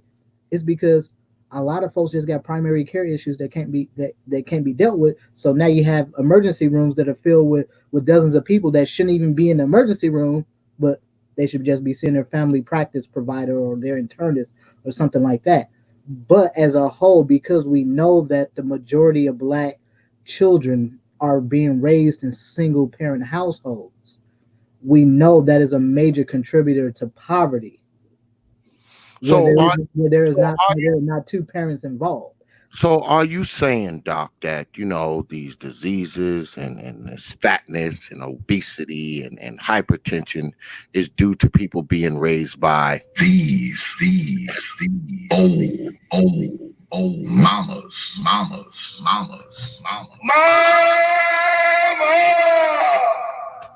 Is that what you're saying, Doc Phoenix? I'm saying that certainly contributes to a lot of the psychosocial issues. It's the socioeconomic psychosocial issues that happens. Again, a lot of the bad health habits, and again, you typically see this coming from single parent households. When you see children that come from two parent households, you typically see children who are very active. They're involved in a number of activities. They're generally of a normal healthy weight. Is typically when you look at these, this is just, a lot of folks, this is just anecdotally. And the funny thing about research and stuff like that, research just confirms what people already know for the most part. Mm. They give you, they, they give you, we just, we're very well aware in the healthcare sector that poverty, being raised in single motherhood, single parent households are major contributors to health problems, especially later in life. Mm-hmm. We're very acutely aware of that. And I would say something, because you mentioned something about hot dogs, and this is something that, if there's one thing that I say Black folks need to definitely, I don't normally give out advice, but if there's something that Black folks really need to stop goddamn feeding their damn kids, stop giving your damn kids these damn hot dogs, these processed meats. There was a major study that came out about a month or so ago. I think it was kind of talked about all over the media, but it was, I think most notably it was in CNN, if I remember correctly. And it talked about a particular compound, a preservative that is used in processed meats called sodium nitrite. Now, sodium nitrite is used to give foods its color, specifically meats. That's what make your meat all reddish pink looking. That's sodium nitrite. It gives it, but also adds a lot of sugar because sodium nitrate. But excuse me, salt. But what happens is that when you ingest compounds containing sodium nitrite in the body, is considered a carcinogen. Mm. So, but it's converted into a particular compound called nitrosamine in the body, and that compound is what's considered a very dangerous carcinogenic compound that actually can cause blood vessel damage and can ultimately lead to cancer. Especially in particular colorectal cancers. And in fact, considering that we're talking about Black men as part of this discussion, there are really two major cancers that Black men should be definitely on the lookout for. One is prostate, the other one is colorectal. And I've seen a number of brothers, in their 40s with colorectal cancer. In fact, I think the one brother, he died maybe about early part of 2019. He used to have a show for years. What was his name? Combat Jack, I believe that was his name. But he had a radio show for years, but he died from colorectal cancer, and he was like 40, in his 40s. He was a fairly young brother.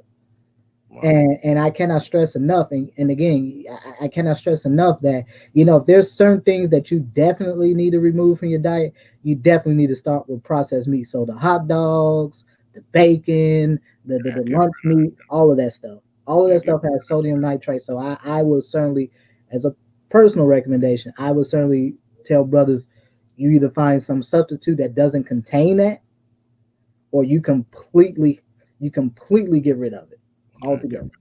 Get rid of that shit, man. And so, because again, we're seeing exponential rates of cancer developing among younger Black men, especially like I said, the paper, the literature I sent you was directly related to a project I was working on, that was funded through the National Cancer Institute, that was dealing with metabolic syndrome and prostate cancer in Black men.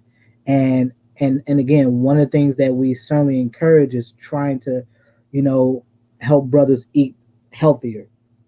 Yep. And definitely getting rid of the deli meats, the lunch meats, the deli meats, whatever you want to call them. It's something brothers really need to cut out of their diet.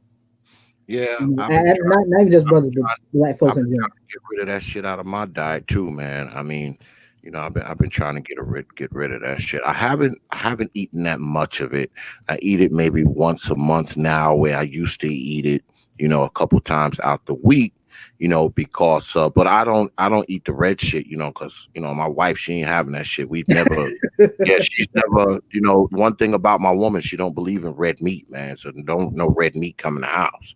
So it's chicken, it's fish, it's turkey. That's all she allow in the house. Now, don't get me wrong, a brother do sneak out every now and then to get a hamburger, but on the low. But see, she ain't listening, so she ain't gonna know. But yeah, a brother do sneak out and get a hamburger on the low from time to time. But yeah, my wife, she don't fuck with that. She don't allow no, and she don't do a lot of frying. Everything's baked, smoked, that kind of shit. If it probably wasn't for her, I'd probably be dead. I'd probably have been dead a long time ago. The shit I used to eat, before we got married and shit. But and that's something I want to ask you too. Yes. When it comes to these health conditions, especially with us black men, and I guess black women too, does it appear that you're healthier? Are you healthier if you're married or together or whatever the case may be, or if you're single? Are single people more likely to have some of these issues, or is it the same overall based on socioeconomics? Well, I think there's two pervasive groups of thought about that. You know, recent studies have shown that brothers who tend to be single tend to have healthier, longer lives per se. But then there are studies that also show the exact opposite, that married black men tend to have longer, healthier lives. So me personally, I'm of two minds about it. I think ultimately, it has to come down to, whether or not, black men are really evaluating the women that you keep around you. You Mhm. know, and I know that's kind of hard to do in this day and age, given some of the craziness you see out here. But as a whole, but I would say that the research is kind of somewhat inconclusive in that matter. Mhm. I think the best thing brothers can do is one, finding ways to mitigate the stress in your life, no matter what or who's involved in your life. So for black men, I always say work out. Work out, especially if you're over 40. You need to be hitting the gym, because hitting the gym is a great way to keep your testosterone levels up.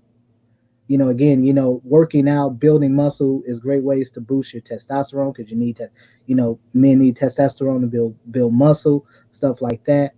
But also too, also just making just personal commitments to yourself, regardless of who you're with. You say, well, this week, I'm not going to eat, no red meat. you know in your case, you're actually pretty good, because if Yeah. you want me to keep it, if you want me to keep it really honest with you, man, I keep this 100 with you. I've seen too many cases of brothers around your age that were married to women that, and if I had to give my personal opinion on their situation, I'd have told those dudes to divorce the woman, because I thought she was trying to kill them. She's killing you. Because I've had too many scenarios where brothers have diabetes. The women know that they're supposed to be on a particular diet. She doesn't, and she continues to feed and cook foods for these brothers that she know is going to kill him. He's not Yeah. getting any healthier. He's getting worse. I had a brother came to me maybe about a year and a half ago. This brother's blood sugar level was like 500, Mm. just regular. Now I didn't see, and at the time I didn't see his A1C, but he just showed me, he just had shown me some recent blood work he had done, and his blood glucose level was like around 500. And he said, yeah, even when he does finger sticks throughout the day, he said he's consistently 400 and above. And I'm like, and then he tells me he's married, and I ask him, I said, well, what do you eat at home?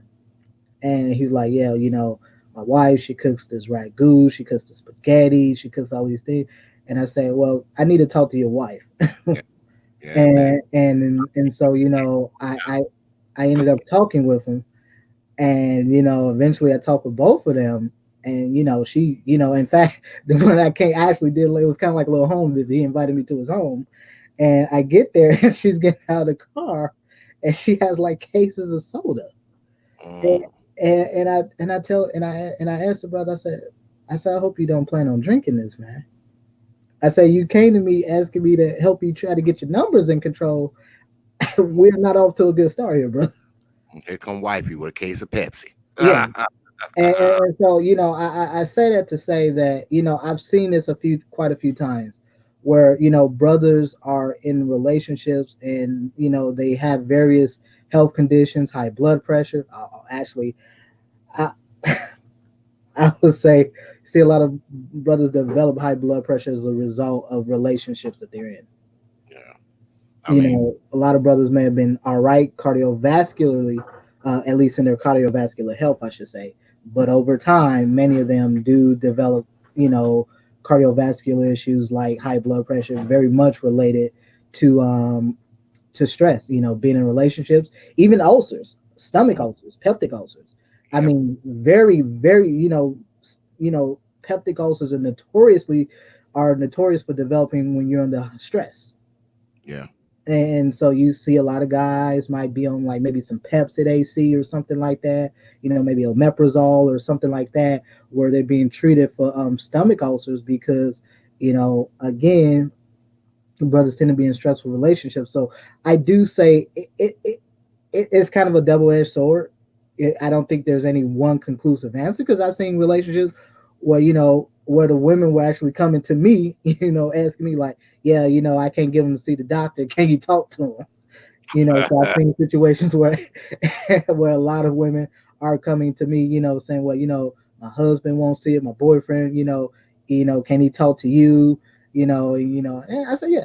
And so, so on the other hand, I've seen it where women have been sort of detrimental to the health of brothers, but also on the other hand, they've also been probably the ones pushing brothers to be healthier.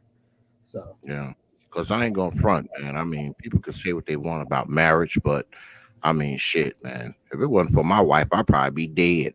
The shit I used to eat and the way I used to eat. I mean, when me and her got there, now it took a few years for me to acclimate to that shit. Now I ain't just jump right in, you know, and because she's a believer in steamed vegetables and fish and that kind of shit.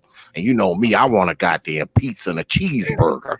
You know, she like, oh, try to steam broccoli. Oh, try to steam fish. That kind of shit.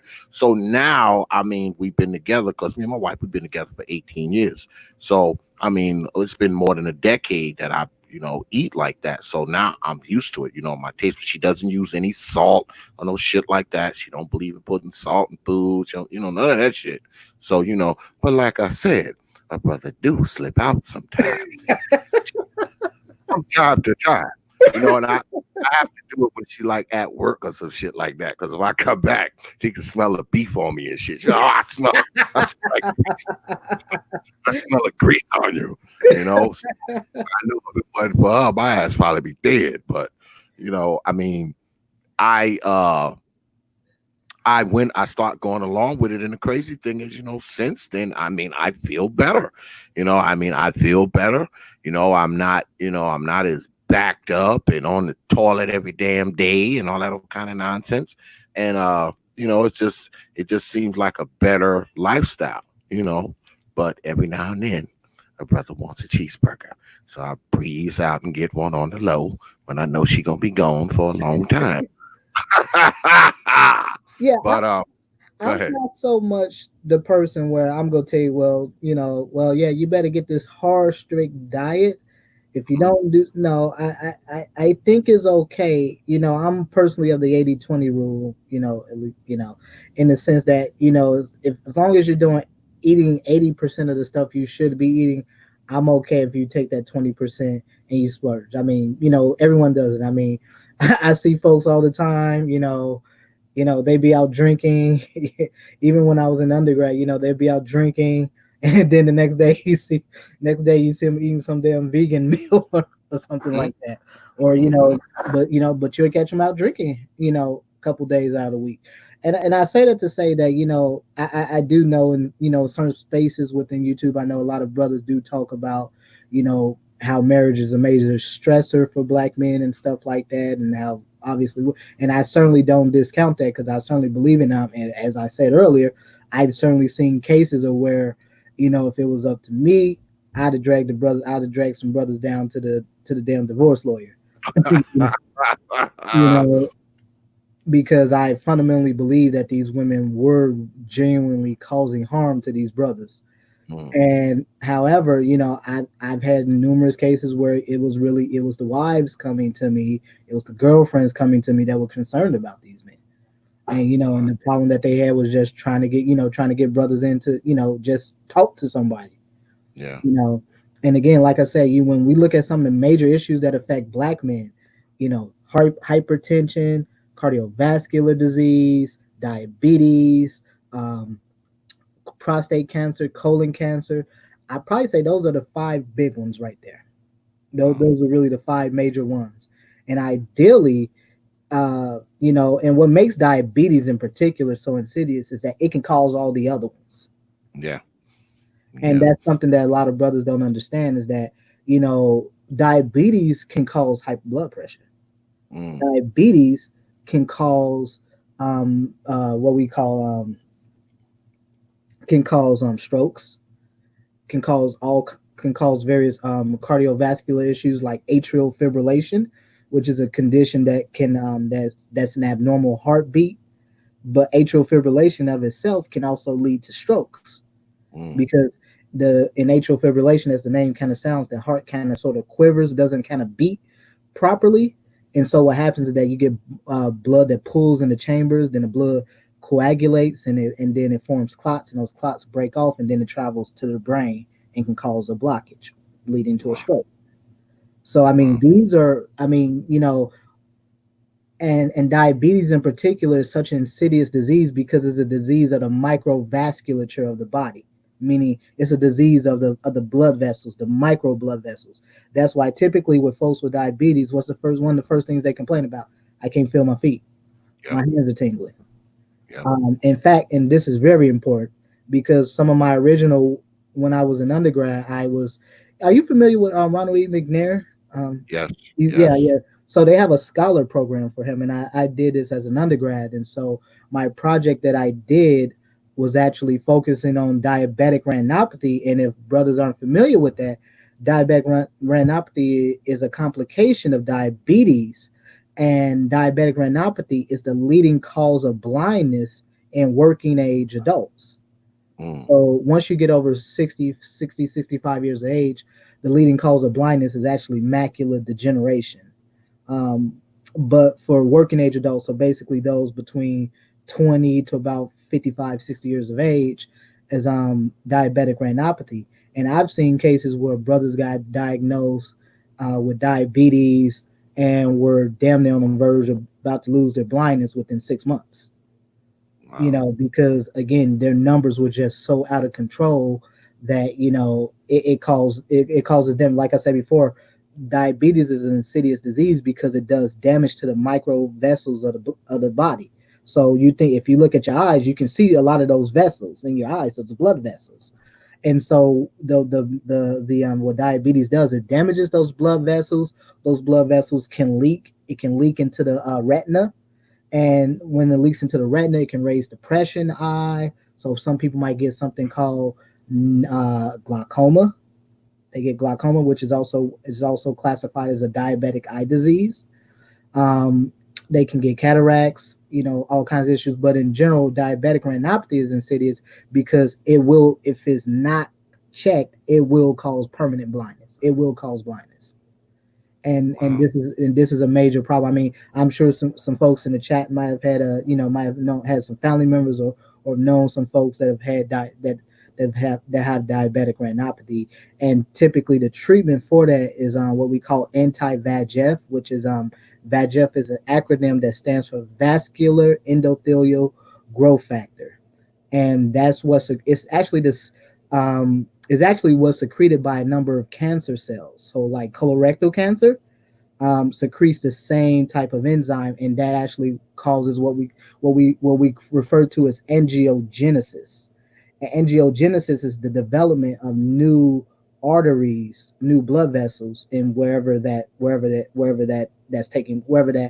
VEGF is being secreted at. So in the case, for example, this is how cancers metastasize, is that they secrete these VEGF, vascular endothelial growth factors, and this signals for the formation of new blood vessels. In the case of diabetic retinopathy, the same thing happens, except when these new blood vessels form, they don't function normally. They continue to leak fluid into the retina, which ultimately causes the blindness. Wow. So if that kind of explains like some of these major complications.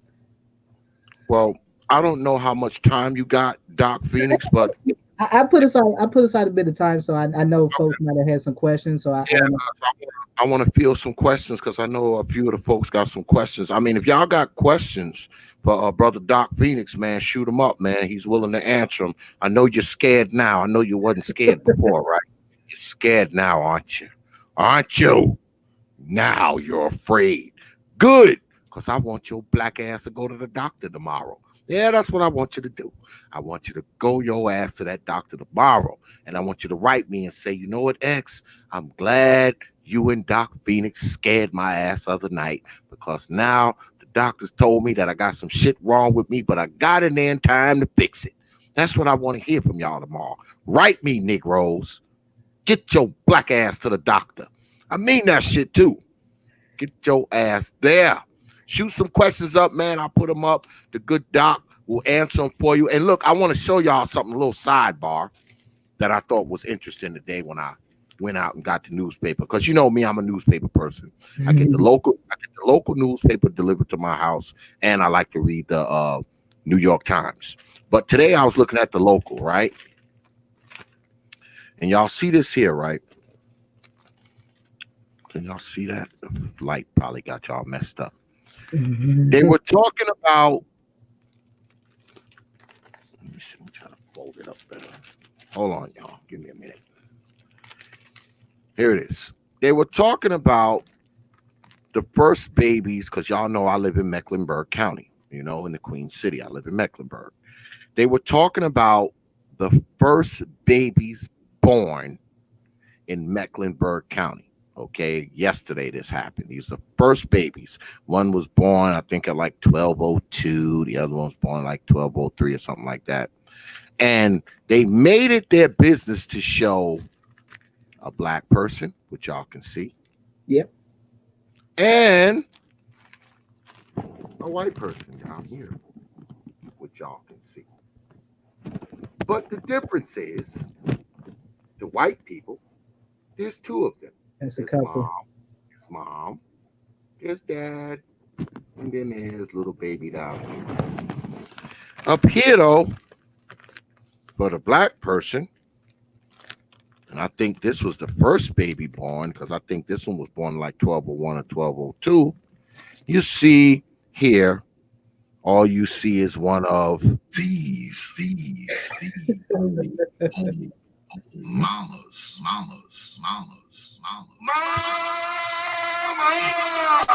Notice over here, there's no guy. There's no guy standing here hugging her and the baby. This space is empty.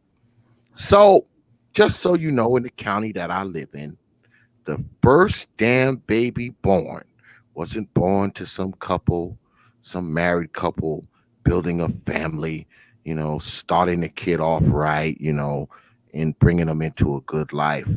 Of course, the first damn baby born in this goddamn county was born to one of these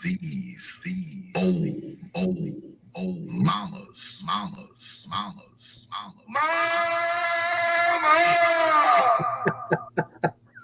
Just saying. But yeah. We let me see if we got any questions. Okay, looks like we got some questions here. I did want to say something, because I know we were talking about PSA. You know, the guidelines for brothers for when men should start to get PSA testing is from the CDC is about 45 years of age. I always recommend to black men start at 40 because we tend to have we have the highest mortality rates as well as the higher incidences of prostate cancer. So for brothers who have health insurance, you should be seeing you should be doing a wellness appointment at least once a year. Yep. And every time you go, the first thing you need to ask your primary care provider, tell them you want a PSA test. Yep. This is directly from my mouth to yours.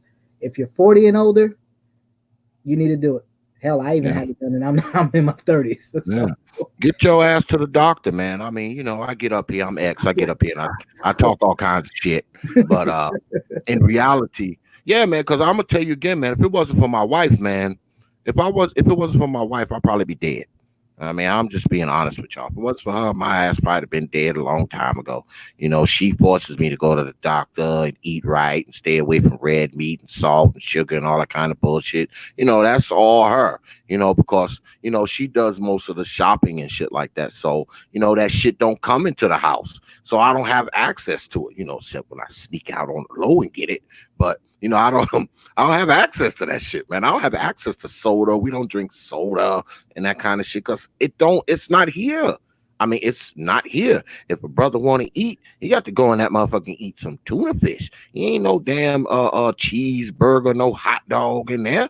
You go in there, you gonna eat some fish or some broccoli, motherfucker. You gonna be eating that kind of shit. You know, that's just what it is. I mean, that's what it is. So if you got a woman who feeding you bullshit, leave her ass. Leave her. That's my personal suggestion. Like I said, I've seen too many scenarios where, you know, brothers got these women that, you know, if you ask me, they're trying to kill them. At least that's what it appears on the surface. Because, you know, when I sit down and talk to these brothers, 9 times out of 10, these brothers are usually depressed. You know, they got some other stuff going on. And so, then you combine that with health issues and kind of sort of a dysfunctional marriage relationship. I mean, it's a recipe for early grave. Yeah, you got to take care of yourself. And I see Brother Macon up in here. Brother Macon, you got to hit me up, man. I told you, man, your name been coming up in my pool, man, a lot. So you got to hit me up, brother. I want to get you on the comment. Go ahead. I did want to address a comment he did put up because, you know, this goes back to what I was just saying a few moments ago about brothers having their PSA checked at around 40 because, you know, this is really important. I cannot stress enough. I don't care how healthy you are. I don't care if you run 20 miles a week. You know, brothers need to have their PSAs done around 40. If you're 40 and older, you need to be having it done at least once a year. I agree. You know, like I said before, you know, CDC guidelines puts it at 45 years of age where you should get PSA exams. And we go get to the one that brothers really hate, the digital rectal exam. Yes. Well, that one sucks. I know. It sucks. Yeah, so I'm telling brothers. In the long run, though, it is, man. It is. You know, it's worth the inconvenience and shit. It is, man. I know brothers get a little funny when we talk about this, but you know, I cannot overlook, man. This stuff can save your life one damn day. Yes, absolutely, man. I totally agree. Trust me, I know from personal experience. You know, it sucks. But, you know, it's something that we need to do, man. You know, see, that's the thing with us brothers. See, because, you know, us brothers, we hate going to the doctor anyway. We hate going. You know, we go when we 1 foot from the casket. You know, we be 1 foot from the casket. Now we talking about, we need to go to the doctor. I mean, we need to go way before, you know, they picking out caskets. You know, once they picking out caskets for you, brother, it's too late. Okay. We need to get in there before that, man. I mean, well, we just do, man. And I know sometimes, you know, we work a lot and we do a lot of shit. And you know, we think we ain't got time, or we think ain't nothing wrong with us, or we just don't trust doctors and all that kind of stuff. I get it, man. I get it. I understand, because I'm like that. All right, I speak for myself. I mean, I'm like that. We don't really trust doctors. We don't want to go. We don't want to be inconvenienced. We don't, all that shit. Women are more likely to go and do that shit. Because my wife, she always at the goddamn doctor. Get the checkups and shit. But me, I ain't trying to go to that motherfucker unless necessary. I mean, we got to break out of that shit, man. We got to break out of that shit. We got to get checkups and, we got to, man. We got to do it. We have to do it. That's if we want to live. If we don't want to live, you don't want to live, fuck it. Don't ever go to the doctor. Don't ever go to the doctor. Well, and here's the thing. When it comes, because the problem with prostate cancer in black men is that black men tend to get one diagnosed with later stages of prostate cancer and more aggressive forms of prostate cancer. Yeah. And in particular, if it gets diagnosed to the point, because prostate cancer generally tend to be rather slow growing as a whole.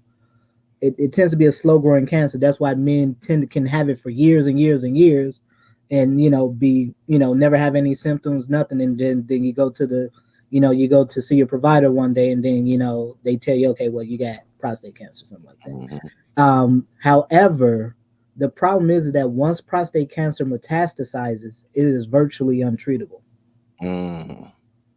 Which is true of most cancers. I mean, just a couple days ago we heard, which actually reminds me, because speaking of cancer, because I'm going to touch on colorectal here in a moment too, talking about digital rectal exams. We know that John Lewis was just diagnosed with stage 4 pancreatic cancer. Yeah. If there's ever a cancer that probably should scare the living hell out of black folks, especially black men, it's pancreatic cancer. Yeah, because they say that it's doom and gloom once you hear the diagnosis he got. I mean, once you hear that's it. Stage 4 is for the most part untreatable. I mean, when they say stage 4, we're talking about a cancer that is, for the most part, has metastasized. So they probably found it in other areas of his body. So and pancreatic cancer is dangerous for a few reasons. One, because of its where's the pancreas at? The pancreas is close to the liver, the gallbladder, two of the most essential organs in the body, especially the liver. And so, but on the other end of that too is that pancreatic cancer is one of the most difficult cancers to detect, because many of the symptoms show up as other things. And so it's difficult to really ascertain whether or not it's pancreatic cancer or something else. And so by the time people are diagnosed with it, they're usually late stage. Like, for example, Steve Jobs died from pancreatic cancer. But the reason Steve Jobs died, because he did not listen to his doctors initially. He actually was lucky at the time because he had a slow growing pancreatic cancer, form of pancreatic cancer. Typically, pancreatic cancers tend to be aggressive. Most people who are diagnosed with pancreatic cancer are usually dead within a year, 6 months, depending on what stage it's in. Wow. And I say that because if you were to Google just the mortality rates from pancreatic cancer, you would see that they're crazy. Very low survival rates. And we're not even talking a 5-year survival. We're talking 1 to 3 years out. Very low survival rates. Yeah, I've known quite a few people, man, who've had these cancers that have died. I've known a couple brothers. Well, I've known a couple brothers who've had it, and I also know a couple brothers who had testicular cancer, but they survived it. They survived that. The testicular cancer, they survived it. Yeah, testicular cancer is one of those interesting things because it's something that tends to be diagnosed at younger stages, when you're younger, typically 20s, 30s. However, testicular cancer is also very treatable. It's probably one of the most treatable cancers out there. Yeah, I know two or three brothers who had it involved. They lived, but the people who had, I knew one person who died of pancreatic cancer. I knew someone who died of colon rectal cancer. I've known quite a few cancer people. I mean, one of my brothers, he had colon cancer, but he was treated. He's still alive. Shit, he's older than me, and it was treatable. I guess they caught it early, and he's still alive. God damn it. And again, prevention and early detection is key here. I mean, I cannot stress enough, especially, since we're talking about digital rectal exams and PSA testing for prostate cancer. And to segue that into colorectal cancer, typically they start recommending around 50 years of age. If you ask me, I recommend around 45. Yeah. Yeah. Again, whatever's the recommended age, I subtract 5. That's my rule of thumb. Yeah. Because again, there's a lot of I don't want to just say genetics, but I want to say epigenetics that are involved that influences how we react to the environment around us, how certain diseases manifest within us. But as a whole, whatever the minimum guideline that is recommended for when you need to be tested for whatever, I usually subtract 5 for black folks, especially black men, since brothers don't like to go to the doctor any damn way. Hell no.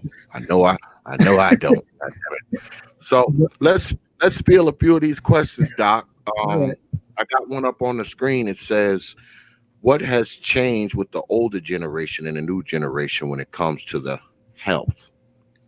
Well, I think the major problem is really just activity. See, like you were saying earlier, X, you're from a generation where you guys were just really active.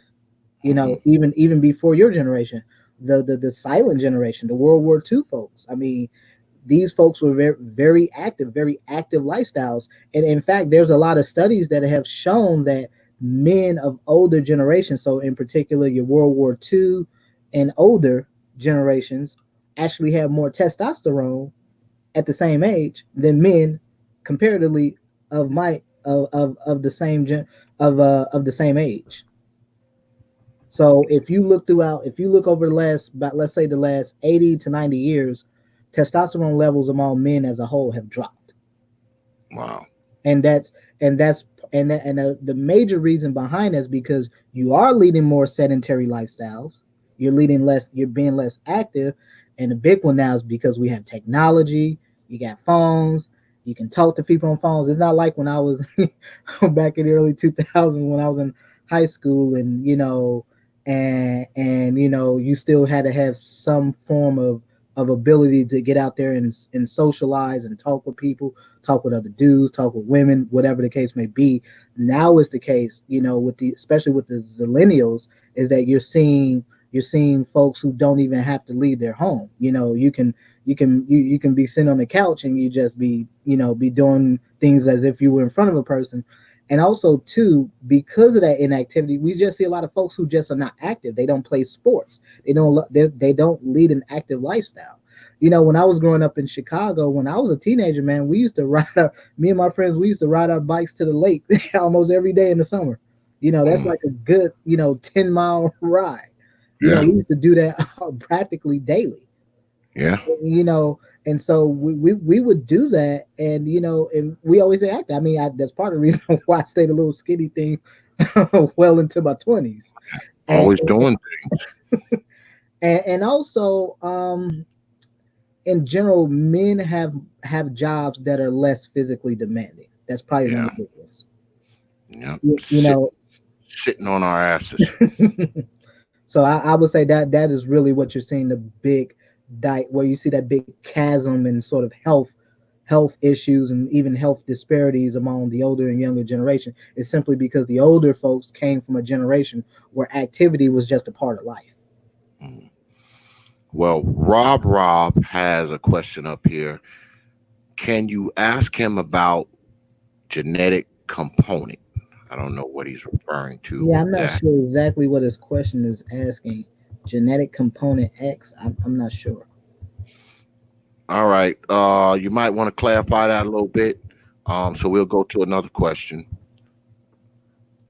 This one is from Snuggles again. They say blacks eat the same food as whites, but they are prone to high blood pressure and heart disease on a massive level. What is the difference? Black folks don't eat the same foods as whites. Yeah, I was going to say that. No, they don't. And I'm telling you, like I said, no. And I live in a very middle class white neighborhood, and I'm telling you, even folk in there you can find folks living in trailer parks about 3 miles from me, and I'm telling you, they still don't eat the same foods. But also importantly too is that at least studies have shown, research has shown that black folks react to sodium specifically, tend to have a somewhat of a sensitivity to the effects of sodium as opposed to other groups of people. Now, it's not widely understood as to why that is the case. However, it has been noted that at least at some level, black people tend to have some level of sensitivity to the effects of sodium. But I still will still ultimately say that the diets of white people and black people are still vastly different, even accounting for socioeconomic um, conditions. Yeah, because like I said earlier, I know this is like anecdotal, but I mean, I've lived on both sides of this city. I've lived on the black side and I've lived on the white side. And, going inside the supermarkets, man, it's like night and day with the shit that's in these people's carts. I mean, it just is. I mean, maybe that's just where I'm at, but I mean, the shopping carts, night and day. Yeah, they night and day, man. It's just, let's be honest, man. I know we don't like to hear that kind of shit, but it is what it is. If you don't believe me, the next time I find myself in the supermarket, I'll call you.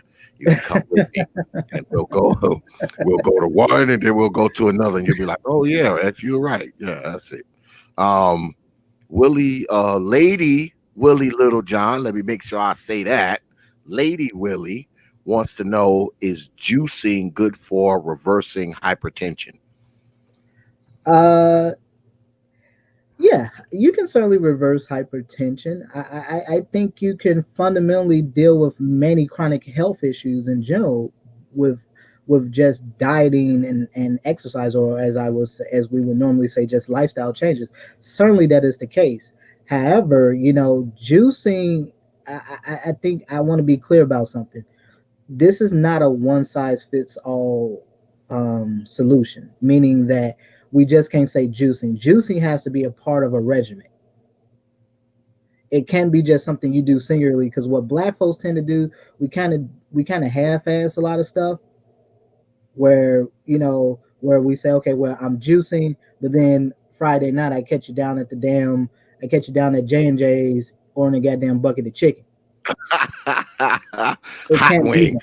a big old bucket of 25 hot wings.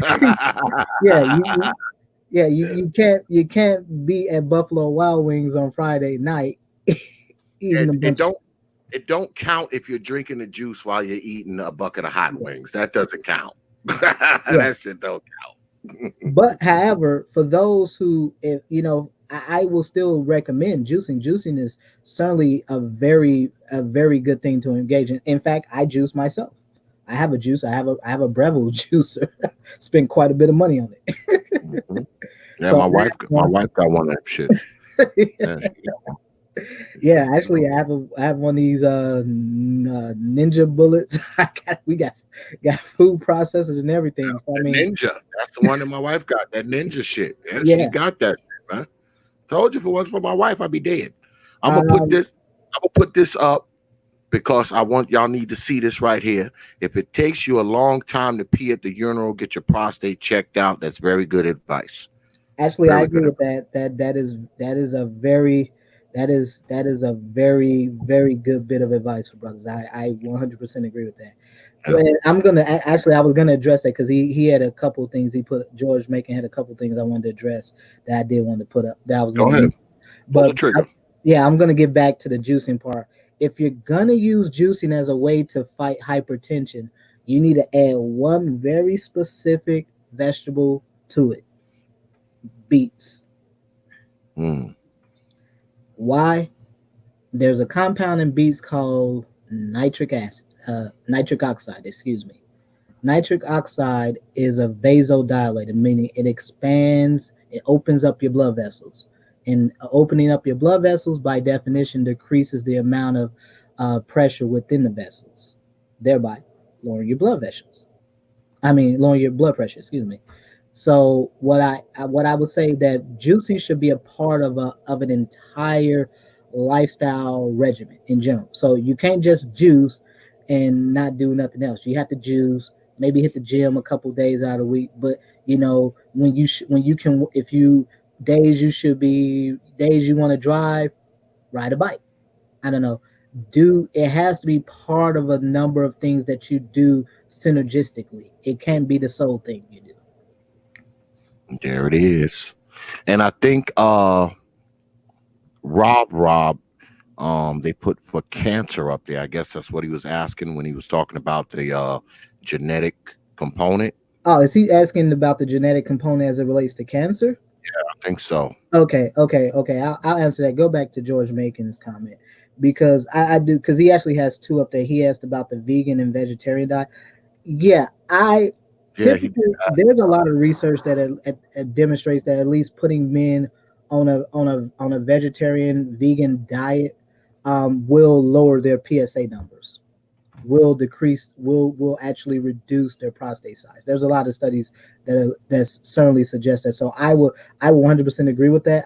In fact, I've known brothers who have done that, older gentlemen who have went on vegetarian vegan diets after they were diagnosed with prostate issues, and doing that actually completely reverse their prostate issues. So yes, I will certainly say that is a very, very plausible thing that brothers should look into in the issue of dealing with prostate issues.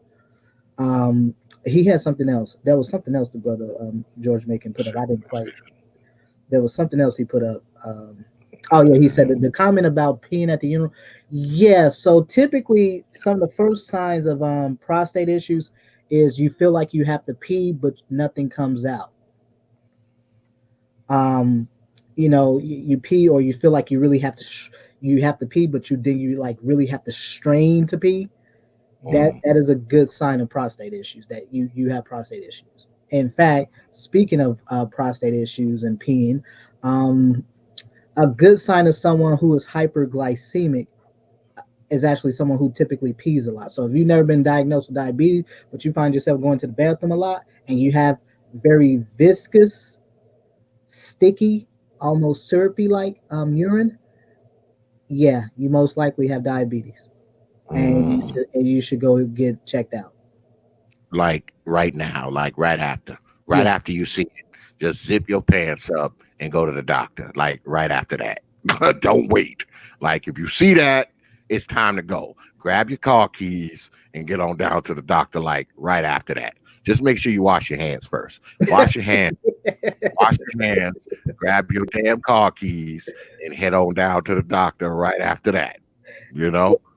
Yeah, now in regards to Rob's question about genetics and cancer, yeah, there's certainly a lot of studies that suggest that genetics does play a major factor. Now, it's not entirely a numerical percentage given to how much it plays, but certainly certain cancers like in women, breast cancer. I mean, this has probably been one of the big ones we've heard over the years, certainly in recent years. Testing women for the presence of the BRCA1, BRCA2 gene in women as an indicator of risk for breast cancer. And so while there's certainly familial links in regards to whether if your mother had breast cancer, maybe an aunt, great grandmother, somewhere along that matrilineal line, where where women in your family have had breast cancer, for example, there certainly have been strong genetic links. And the same is true of prostate cancer. If your father had prostate cancer, your grandfather had prostate cancer, like mine did, which actually that's what killed him. You should begin. You definitely should be addressing that. Which brings me to an important point about genetics and familial links, and this is something that maybe you and I can revisit this at some point, in one of these dark talks. Most Black folks don't know their family medical history, to be exact. True. Very, very true, man. We don't. It's like a lot of us don't care about it, man. I mean, we don't think it's important, just like we don't think eating right's important. We don't think exercising is important. I mean, we don't think having these kind of talks is important. I thought this was very important. I mean, when we spoke I guess it was last week. Man, I thought it was very important to come up here and scare the shit out of some of us, man, because maybe that'll get some of us to go to the goddamn physician. If we get scared enough, maybe we'll go to the damn doctor, Dr. Phoenix. Seriously, man. Maybe I want to scare us. I want us to be so scared that we go to the doctor tomorrow and get checked out. I mean that shit too. I mean, something we got to do something. We either gonna scare you. We can't talk nice to you and say, you know what, brothers, you really should go and get your prostate exam. And then no, we want to scare you to let you know that if you wait too long, you're gonna die. All that. That's what we want them. That's what we want you to go to bed thinking tonight. Because if you go to bed thinking that tonight, maybe by Monday, Tuesday, you'll have your black ass in the doctor getting checked out, brothers. That's real, man. I mean, seriously. Yeah, and this is something that really needs to be discussed because most black people do not have a clue about their medical history. We wrap this, we kind of, let's not talk about it. We sweep it under the rug. Big mama died from whatever mysterious disease. Your grandfather died from whatever mysterious disease. No one knows. It's damn near an urban legend, old wives' tale at this point. But there needs to be some very open and honest conversations about health, because what's happening is that you're seeing younger folks having these issues earlier in life, and they're coming up and they're like, okay, well, I thought I was healthy. I try to do the right things, and then all of a sudden I'm 30 years old getting diagnosed with breast cancer. And then first thing we're looking at, well, she didn't have any prior risk, what's going on. Then we start to look at the family history, and then folks don't know their family history. Okay, well, can you tell me about your mother? Did your mom have breast cancer? Well, my mom had something. I don't know. She never told me. That's a mystery. Yeah, everything has to be this taboo, this mysterious story. This is not a mystery. These things need to be shared.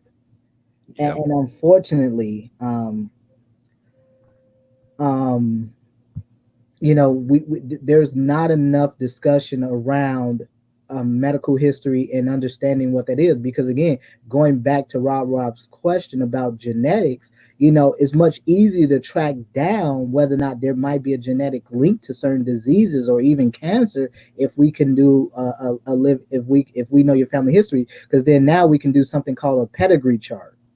And anybody that's ever taken biology or anything like that, what a pedigree chart is. That's basically how you can map out the inheritance of a particular disease among a family. So basically, you can start down the germ line, and it can go on and go on and forth. It can start through the germ line, and you kind of work your way down through grandparents, parents, yourself, and then if you have any children or anything like that. So you can work yourself potentially through 3 or 4 generations in one pedigree chart, tracking the trajectory of a particular inherited disease, like color blindness in men, for example. So. Well, Brother Macon put something very important up there, and I got it on the screen, saying that prostate issues causes erectile dysfunction also. Now, that ought to scare you brothers right there, because you all know we're just not the same people when the old penis won't get erect. Yeah, that ought to scare you. Speaking of erectile dysfunction, and yes, he's very true. That is very true. I want to say this much about erectile dysfunction, because he actually brings up a very good point. Because this is something that should be scaring the hell out of brothers. Diabetes is also one of the leading causes of erectile dysfunction in men, along with stress. And the reason, and diabetes in particular, is because, again, what I said before, diabetes is an issue of the microvasculature of the body, so it affects the blood vessels, and typically, it has been known to cause impotence in relatively young men. So we're talking 30s, 40s, the time of your life where you think you'd be getting it in, but unfortunately you can't get around getting it up, if you will. And also too, and this is why exercise is so important, is because exercise also stimulates blood flow to that area. Mm. And more importantly, it also stimulates testosterone production, excuse me, which in turn helps with your libido. So this is something, prostate issues across the board, because this is a common problem with brothers who have had prostate cancer and they've underwent surgery to have your prostate removed and then undergone androgen suppression therapy, meaning because prostate cancer is a testosterone mediated cancer, meaning the first option is usually to remove the prostate, and then they usually followed up maybe radiation or something like that, but usually androgen suppression therapy, so they will suppress the amount of testosterone that is produced in the body, and that in turn practically kills your libido. In fact, I was just speaking to a brother, I want to say he was in his late 60s, but he was diagnosed with prostate cancer like a couple years prior, had his prostate removed, and he just came up out of the blue and said, yeah man, my plumbing don't work. And it's a common, it really is. And so again, this is why brothers really need to have these damn PSA testing done at 40 years old. So you're not dealing, because again, enlarged prostate, for example, is a common issue. Most men will deal with an enlarged prostate at some point in their life, but we're not talking at 40 years old. We're talking like 70, 80 years old, something like that. It shouldn't be 30 and 40-year-old men dealing with enlarged prostates. It shouldn't be. Yeah. I mean, if the fact that the old tool won't work, if that doesn't scare you, brothers, I don't know what will. I mean, because you always hear a lot of talk, on these here YouTubes, where people always talking about women and getting women and what women they'll deal with and what women they won't. Guess what, brother? If the old tool don't work, all of that shit goes out the window. You ain't gonna be dealing with nobody. You ain't dealing with nobody. Because I don't care how much money you got, how handsome you are, what kind of car you drive. When you go to pull that tool out and that joker malfunction, boy, whatever respect or like or whatever she had for you, that shit gonna fly out of the first open window. I'm just saying. It's very important, because again, this talk is really meant to, really scare the brothers out here. And brothers, if you're not scared of your equipment not working, I don't know what the hell else. Yeah, I don't know what. Can you go back to that previous? Okay, you want to go back to what George had up there? Okay, go ahead. Yeah, because he had something about what was it? Prostate cancer. Here's the thing: erectile dysfunction is actually tends to be a symptom of cardiovascular issues. Mm. So, like how I said, diabetes can cause erectile dysfunction. Cardiovascular issues can cause it. In particular, there's a strong link. Lots of studies have shown there's a very strong link between heart disease, erectile dysfunction. There's a strong link between mental health issues, depression, and erectile dysfunction. In fact, one of the major reasons men oftentimes get prescribed Cialis or Viagra, which are two of the most common erectile dysfunction medications on the market, is simply because they're on antidepressants. Because many antidepressants actually kill your libido. Wow. And so that's a major thing. But in general, heart disease and cardiovascular issues in general are very much linked to erectile dysfunction. So typically, if you see someone that has high cholesterol, high amounts of lipids within their blood, they typically have some form of erectile dysfunction. Wow. Because they're, like I said, they're one-on-one. Because again, if your arteries are clogged near your heart, they're also going to be clogged in your legs and in your penis. Yeah. So again, you need that to stay free and clear. Yeah.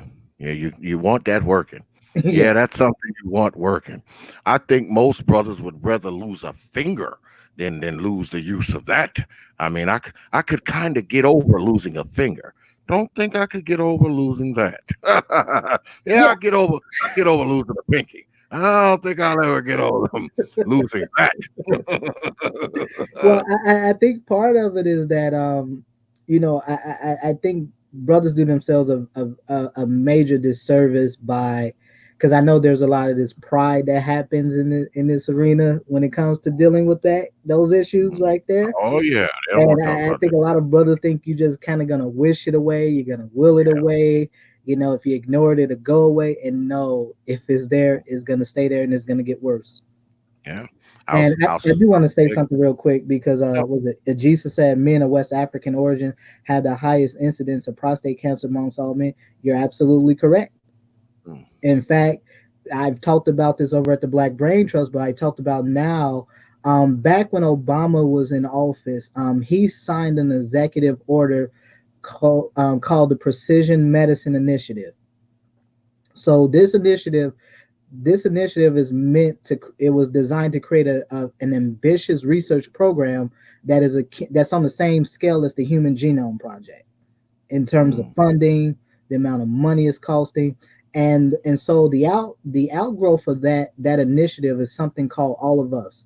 So if you were to Google this now, All of Us program. So this program is being rolled out nationwide in every state, and this is one of the most ambitious programs of genetic research ever done. Well, one of the most ambitious research programs, period. But it's built around genetic research, and one of the major things is that they're looking to get Black folks as participants. Although I am arguing, I'm trying to get Black folks to be the damn scientists looking at a lot of this data. mm. um, and so one of the principal groups that they're looking for Black men, and they're looking specifically for Black men of West African origin, because the problem is that they have some of the most they tend to have undiluted DNA, meaning that their DNA tend to be more homogenous as opposed to African Americans, because our DNA tends to kind of be sort of this heterogeneous mix of mostly African DNA, roughly about 80-85%, and then maybe about 10-15% of it is maybe European or some other DNA. And they're trying to get in because they're looking at, there's a few major diseases that this program is targeting: prostate cancer in general, and also another big one, which is also related to tonight's talk, dementia. Mm. Because dementia is a major problem. That if there's a if mark my words, if there's a disease you go hear about in the coming years that they're talking about, something that Black folks are gonna have, this is gonna be a serious issue among Black society, is gonna be dementia. Wow. Because what's happening now, and this is directly related to weight, obesity has a strong link to causing dementia Mm. later in life. And what we're seeing now, we're seeing younger and younger folks diagnosed with dementia. So typically something, you might have thought it might be your 70-year-old crazy old uncle in the closet somewhere. Now we're seeing 50-year-olds, and even some even in their 40s. Wow. Well, the sad thing is, Dr. Phoenix, is that you see people now that are young that are morbidly obese. That used to be an older thing. You see somebody in their 30s or 40s who was morbidly obese. Now, like you said, man, you see little children, 10 and 12. You see 25-year-olds. You see, I mean, I've seen young folks, man, that are so big that they can barely get in and out of the goddamn car. And these people are like 20 years old. These people are 25 years old. These people are 15 years old. I mean, it's so it's so troubling to see, because that this person doesn't have to be like this. Now, we often talk about the food deserts and how people don't have access to good food. I get it. But when you look up and you 20 years old and you weighing in at like 400 pounds, I mean, not only should somebody be telling you something, you need to be telling yourself something too. because ain't no way you can look at your damn self in the mirror and say I am completely healthy when you 20 years old and you weighing in at 400 pounds. Yeah, and that's a really important part, and that actually goes to what the question you have up from Doug, which is, uh, as far as cancer and genetics, is it more inherited bad eating habits and lifestyle, or DNA, or a combination of both? Actually, for the most part, it's pretty much been widely agreed upon that really biology, genetics are only about 10% of the health issues you face. They only consist of about 10% of the total health issues. The other 90% or so is actually related to health habits. So the choices and the choices you make. Yep. I So, mean, I mean, I guess you could say it's a combination of both, but it certainly leans more towards the psychosocial than it does the physiological and biological component of health.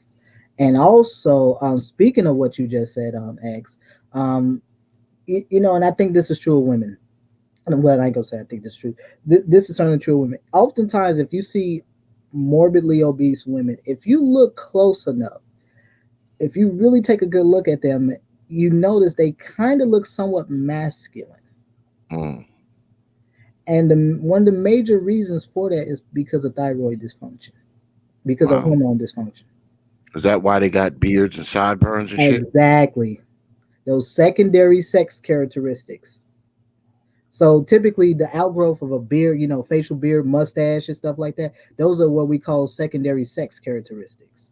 Mm, Um, so if you start to see that in women, that's typically indicative of some type of endocrine hormone dysfunction. And typically you see that only in overweight, generally morbidly obese women. yeah, I see a lot of that shit down here in the South, man. I Yeah. mean, I've seen so much of that kind of stuff. When I lived up north, when I lived in New York, I didn't see it as much. Down here, I see it a lot more. I see it a lot more. Women that got like they damn goatees is better than mine. I be wanting to ask, yo, girl, how you get your shit to grow like that? I can't get my shit to grow in that perfect circle like that. How you do it? You see that kind of shit down here, man. It's crazy, man. It's like I know that there's a lot of unhealthy people all over, right? Okay. There's a lot of unhealthy people in the world. It's not just black folks. But my main problem is that it seems like we as black people, we are more susceptible to some of this shit because of the food deserts, because of the type of stores that are around us, because of our socioeconomic states and all that kind of shit.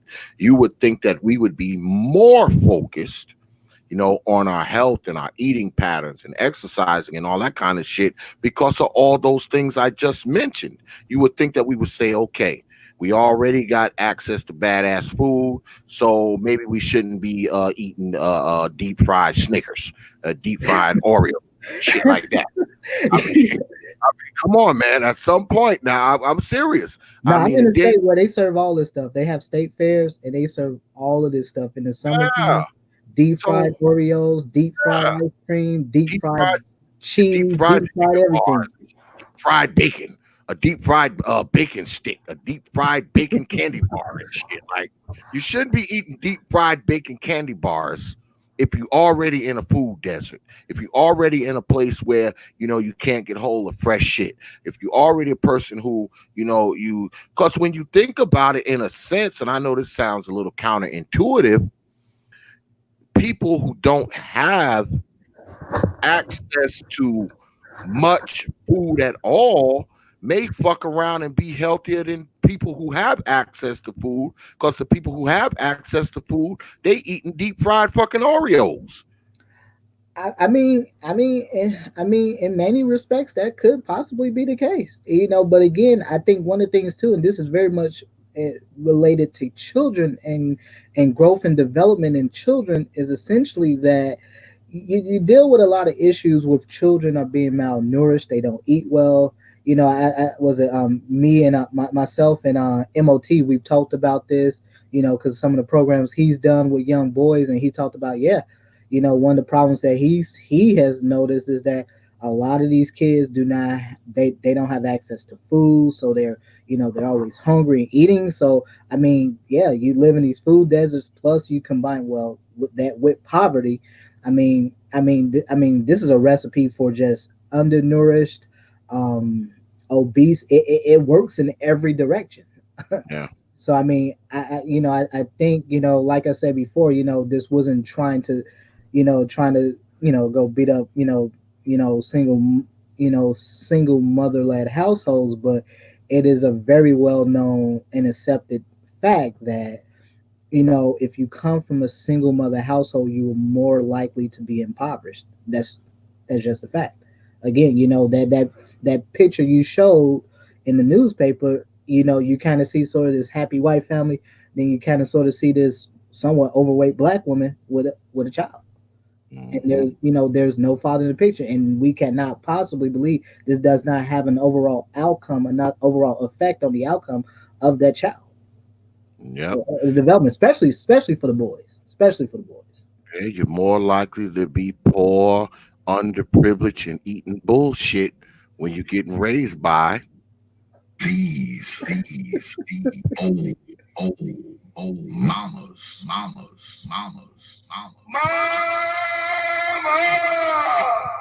When you're getting raised by one of them, she's setting your ass up for early death. Especially if you're 12 years old and you weigh like 250 pounds. Ah, man. She set you up. Because, see, this is the thing. It's one thing if you're an adult, right? If you're an adult, you're out there, you eating deep fried Twinkies and shit like that. That's what you want to do, right? But when you're a child, man, you don't have control over the food and shit like that. She does. So if she's letting you eat to the point where, you know, you're morbidly obese, man, before you're even in double digits. You know how many times I've seen children, man, who were 5 and 6 and 7 years old, and I mean these little jokers can barely walk. They so fat. I, Like I, we said earlier, that's abuse, man. yeah, That's abuse. I mean, look, like I said, I'm in one of the fattest states in the damn country, and I look, it's just one of these deals where, I am 100% in the camp that, allowing children to overeat, feeding them whatever they want, does constitute abuse. There is no reason that a damn 5 or 6 year old girl should be having a period. No reason at all, other than the Nope. fact that she's morbidly obese, and it is throwing her endocrine, her hormonal Yeah, system out of balance. I I'm mean, telling you, I've that seen that. there is no reason that should happen. There's no reason you got 10 and 12 year old boys that have breasts like young women. There's no Yep. reason why. And hell, if you want to be honest, I'm saying that with grown ass men. So, um, that is something that wholesale needs to be addressed.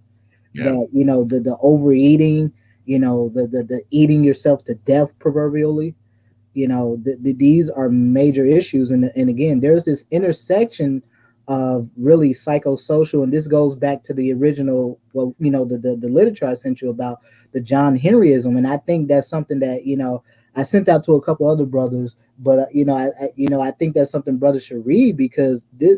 this is typically this is some of the theory and the framework that's used to guide how clinicians, how researchers kind of look at health in a black community. How do they view black populations in terms of their health? It has been long, because I think a lot of thought out here is that white folks don't know black folks, and I'm saying, and when I'm saying, oh, they absolutely know you. Yeah. you know I forwarded that literature to a couple other brothers. I think they should, yeah, I think they should read it. I forwarded it to like 5 different people. I mean, we need to know this shit, man. We need to talk about this shit more. Like I said earlier, we spend a lot of time on here talking about a bunch of BS shit like that. It's all fine and laughs and shit. But sometimes we need to talk about some of this stuff, man. We do. We need to talk about this stuff, man. And I know it's hard, brothers. I know it's hard, man, to think that you might have cancer, or you might have to go get that colon examination, or I get it. But guess what, man? All this shit is necessary, brothers. It is. I mean, this shit is real. If you want to live, if you live in a life where you like, fuck it, you don't care if you die or whatever, that's fine. But if you want to be around for your wife and your kids and grandkids and all that kind of stuff, you have to think about this stuff, man, and you have to be proactive as opposed to reactive when it comes to health, man. I mean, because this stuff is killing us, brothers. I mean, I'm telling you, it's killing us. And can't nobody change it but you, especially when you're a brother like my age, you're in your 40s and 50s. I mean, no one can really like tie you and chain you into the car and drive you to the doctor. I mean, you have to be wanting to go. I mean, it's one thing when you're a kid and your mama feeding you goddamn, she feeding you deep fried Oreos and shit. It's not much you can do about that except eat the shit. You're 5. But once you get to be an adult, I mean, you got to be able to take control of that shit and say, hey, look, I want to go to the doctor. Hey, look, I want to eat healthier. Hey, look, I'm going to go to the gym. Hey, look, I'm going to leave the soda alone, the sugar alone, the salt alone, the red meat alone. I'm going to leave that shit alone. Only you can say that. No one's going to make you do that shit, man. You got to make yourself do it. And I know it's not easy because, trust me, it wasn't easy for me to get off of them damn steaks and hamburgers and shit like that. It took a while for me to acquiesce to it, but eventually I got used to it and my taste buds changed and all that kind of shit. It's not easy, man. It's not, but it's for the goddamn best. That's what's most important, especially when we talk about shit like erectile dysfunction and all that kind of shit, because that shit right there, problem, brothers. I'm telling you, like I said before, I don't care what you got, how much money you got in the bank, what kind of fucking car you drive, how good you look, or how many clothes you got in your closet. When you get with that woman and those lights go out and that tool don't work, let me tell you something, boy. No matter how much she tries to hide it, and even if she's the type of woman who says, "Oh, it's okay," she's lying. It's not okay. Yeah, it's not okay. Whatever respect she had for you, that shit is flying out the nearest window. I'm telling you. So for that alone, you should go get yourself checked out. Just assume that whatever's wrong with you will make your penis stop working. That will make you go to the doctor. If you feel like you stump a toe, that'll stop your penis from working. That'll make you go to the doctor. If that don't scare you into getting into that doctor's office, boy, I don't know what will. Because, boy, it's all downhill once that stops. Once that stops working, it's over. Here's the thing. In reality, I think that is a very fair assessment. That the diseases that we talked about throughout this discussion, whether it's high blood pressure, cardiovascular disease in general, diabetes, depression, cancer. The treatments from cancer in many respects makes men impotent. High blood pressure can make you impotent. I mean, again, diabetes can make you impotent. So I mean, we know that it, pretty much everything that was talked about and discussed in this conversation can cause some form of erectile dysfunction potentially. Mm-hmm. And so, again, I would hate for you to be a 40-year-old man out here and you drop trial and nothing ain't happening. So yeah. I mean, let that be a warning to brothers. Absolutely. Like I said, all you hear up here is people talking about, the type of women they're going to get and who they want to be with and how to mac hoes and also kind of nonsense. What good is knowing all of that if the old tool doesn't operate? What good is it? What are you going to do when you get the women? You can't do nothing with them now. You got all these women. You can't do nothing with them. I mean, they're going to go and get service somewhere else. Yeah, if you can't service them, all that other shit is irrelevant. You can get all the girls you want, but boy, as soon as those lights go out, boy, and that tool malfunction, not only have you lost her, you've lost every other woman that she tells that your tool does not work. Yeah, you've lost them too, even though you don't know. Yeah, you lost them too.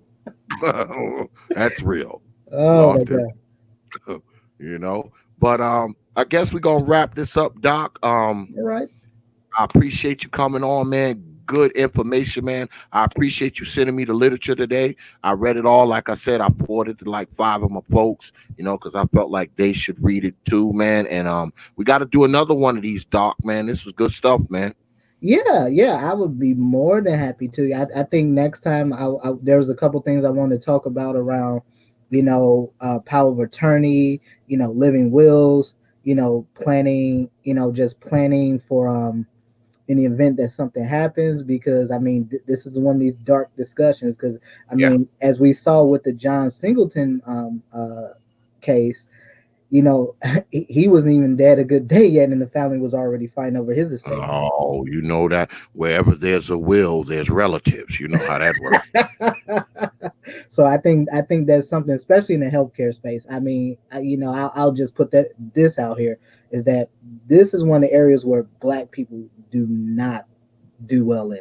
Black people are horrible at this stuff and having powers of attorney, advanced directives, stuff like that. This is just something that Black folks just seem to lack in terms of end of life planning, emergency planning, stuff like that. And again, healthcare is one of these areas where there's a convergence of pretty much all these issues you see talked about in this space. There's a convergence of that within the healthcare industry. Yep. I wanted to talk about this. I had spoke with Dr. Phoenix about it last week, man. And like I said, I want to scare the shit out of y'all, man. I want to scare your ass into going to get that checkup. I want to scare your ass into exercising. I want to scare your ass to stop eating deep fried ho-hos. I want to scare you, man. I want to scare you out of that shit, man. Straight jocking. I want to scare you out of all of that nonsense that's making you unhealthy. Because I want you to be around. Because I want your black ass showing up here every Thursday. I need you to be alive. God damn it! It says you ain't gonna be able to watch this shit if your ass laying in a box. So I need you to be alive. Get to that damn doctor. Remember the things that you said. If you forgot anything, go ahead, freaking rewind it back. All right, rewind it back so you can, re-examine it. I mean, some good information was given here tonight, man, and I hope y'all took it to heart. X, he talk a lot of shit, but every now and then he actually does a serious show, and this was one of them. And brother Dr. Phoenix was, graceful enough to come on and hit us off with. I know it was scary and some dark shit. I'm glad, but hopefully you brothers got something out of this, man. And hopefully you'll see some of the signs that Dr. Phoenix talked about tonight. And if you see something that's not right, man, carry your ass to the doctor, man. I mean, like I said, I know it sucks. I know, man. It sucks when I go. Trust me, it sucks. But after all of that sucking ass damn crisis that you go through, you will be glad you did it. And that's it. Well, again, brother, I do thank you again for extending the opportunity to me. I hope the new year's been treating you well thus far. Oh, yeah. I really, again, I really appreciate the opportunity. I typically don't do a lot of these things, but I always make an exception for you, brother. So. Oh, I appreciate it. I appreciate it, Doc. Man, we got to do another one, man. We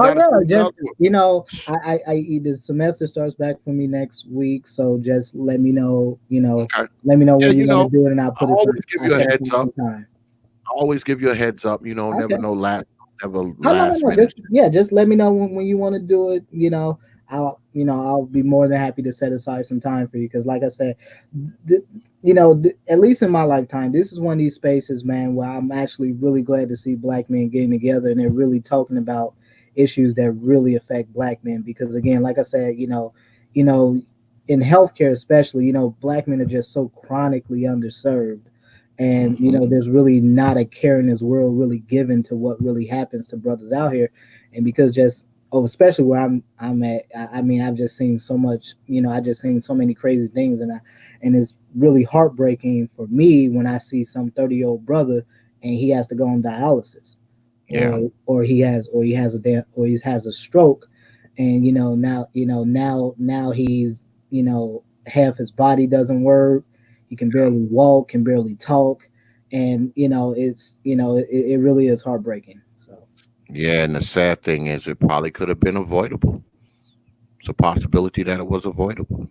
You yeah, know, yeah, and so so prevention is the key here, folks. I mean, whether it's what you eat, your diet, your lifestyle, it is all prevention. You know, the goal is to keep your ass out of the hospital, not in it. that's right.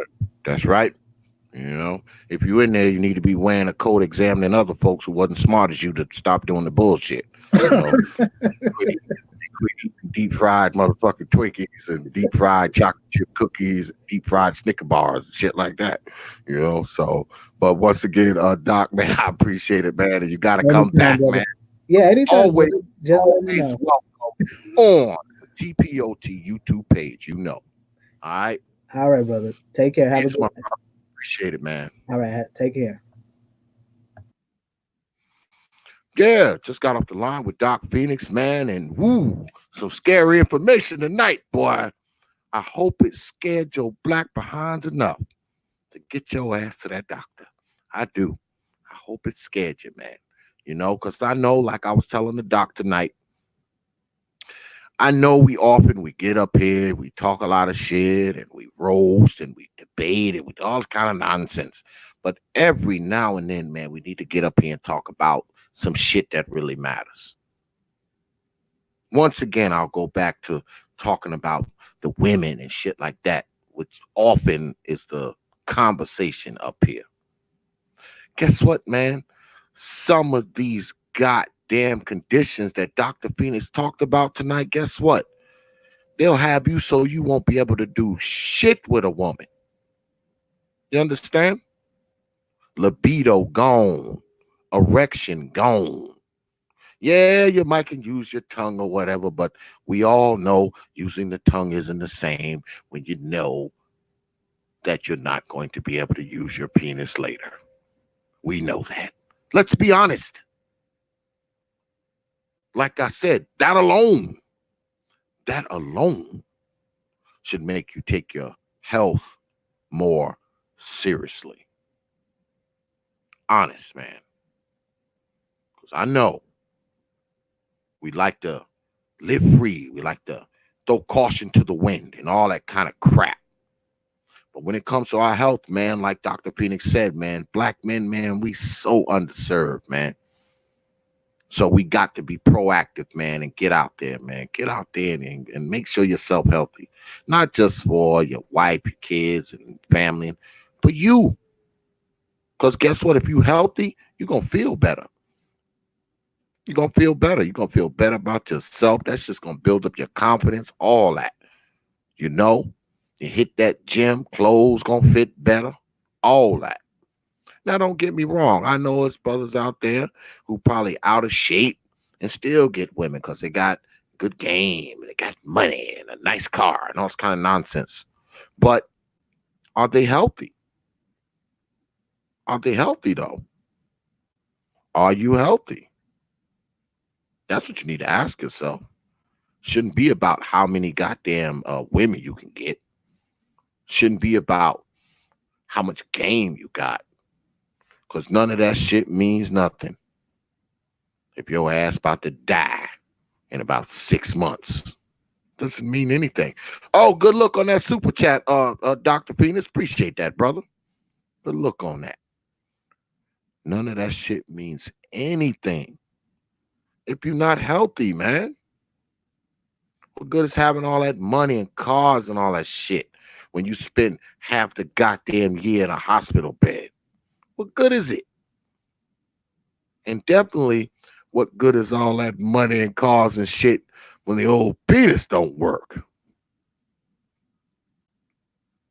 Notice how I keep coming back to that, because I know that will scare your black ass. That's what I wanted to do tonight, brothers. Scare your black ass into taking better care of yourself. Because if you take better care of yourself, every goddamn thing is going to work out better. Guaranteed. I'm just saying. Good luck on that super chat, cool gent. Appreciate that, brother. So now what I need y'all to do is get on down to Facebook. Check out Prophet of Thought series. Prophet of Thought, one word, series, the next word, on Facebook. Prophet of Thought series on Facebook. That's our community page. That's our main page as well. Go down there, like the page, follow the page, share the page. You can even drop old X a line, and guess what? I'll get back to you within 24 and 168 hours. Also, while you're there, get your black behinds down to the Prophet of Thought series fan group page on Facebook. That's the Prophet of Thought fan group page on Facebook.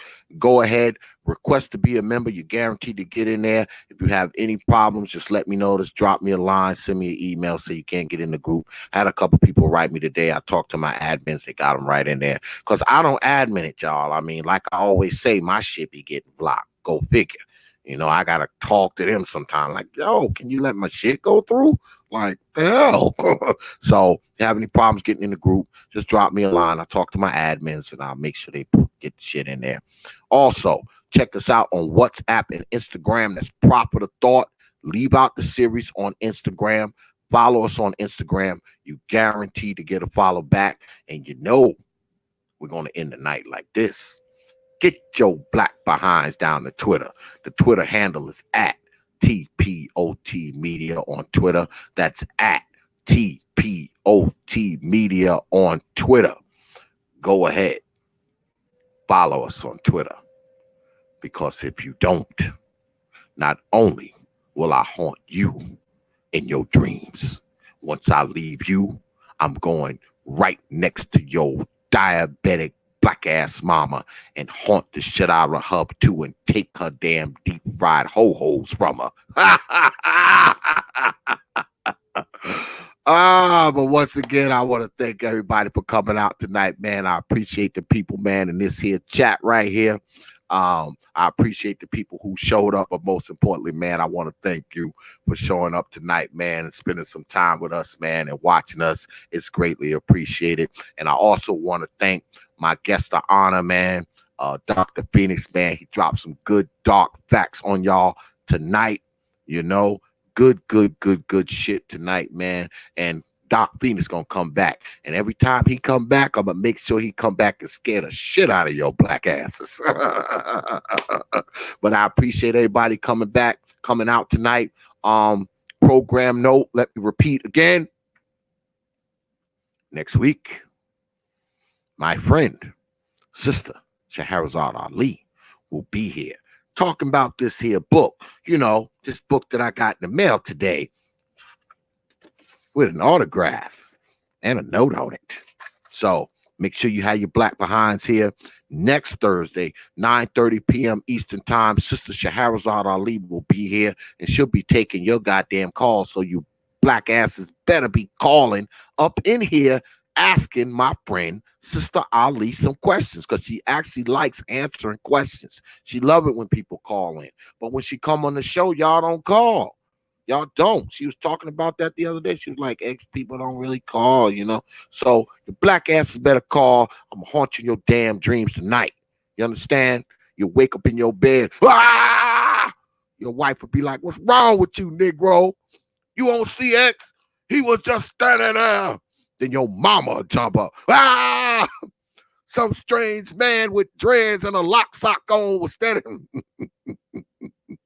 Was standing next to my bed. Oh, don't worry, that's X. He haunts you in his dreams. When you don't follow him on Twitter, if you don't call into his show, and if you don't hit the like button, he's going to be standing by your bed tonight. So I appreciate y'all coming out tonight, man. I really do, man. Good show, serious stuff. Far as next week's debate, I was trying to get someone to match up with Cynthia G. I just heard from Cynthia G. I shot a name at her. She was like, nah, X, I don't want to debate that person. So it looks like it's going to be two brothers. I got two names in mind already. I just need to kind of reach out to them and see what's going on with them. But we definitely going to probably do a debate on Wednesday. I was trying to get a girl on girl going, or like get a girl in the mix, but it don't look like it's going to happen. So, you know, just look out for the promo. Y'all will see, you know, what we got going on. All right. All right. So with that, I will leave you with 3 words. You know, like I always do. Open your minds. Peace, folks.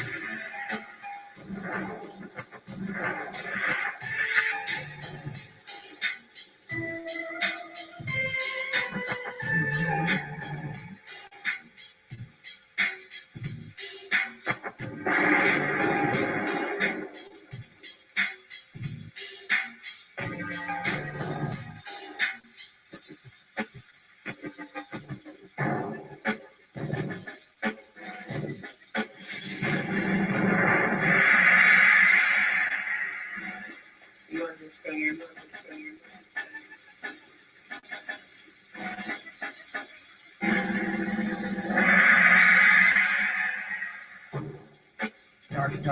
Dark. Yes.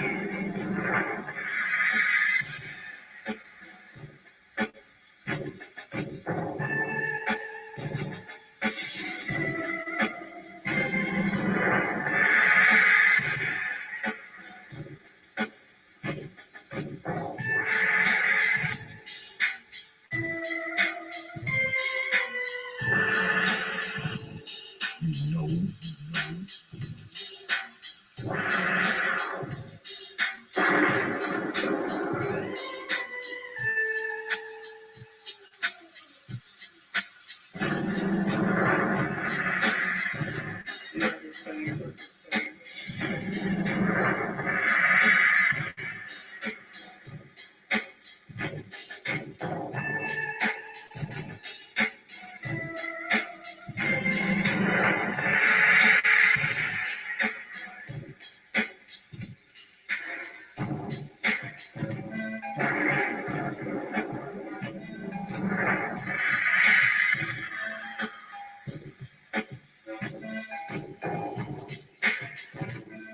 Yes.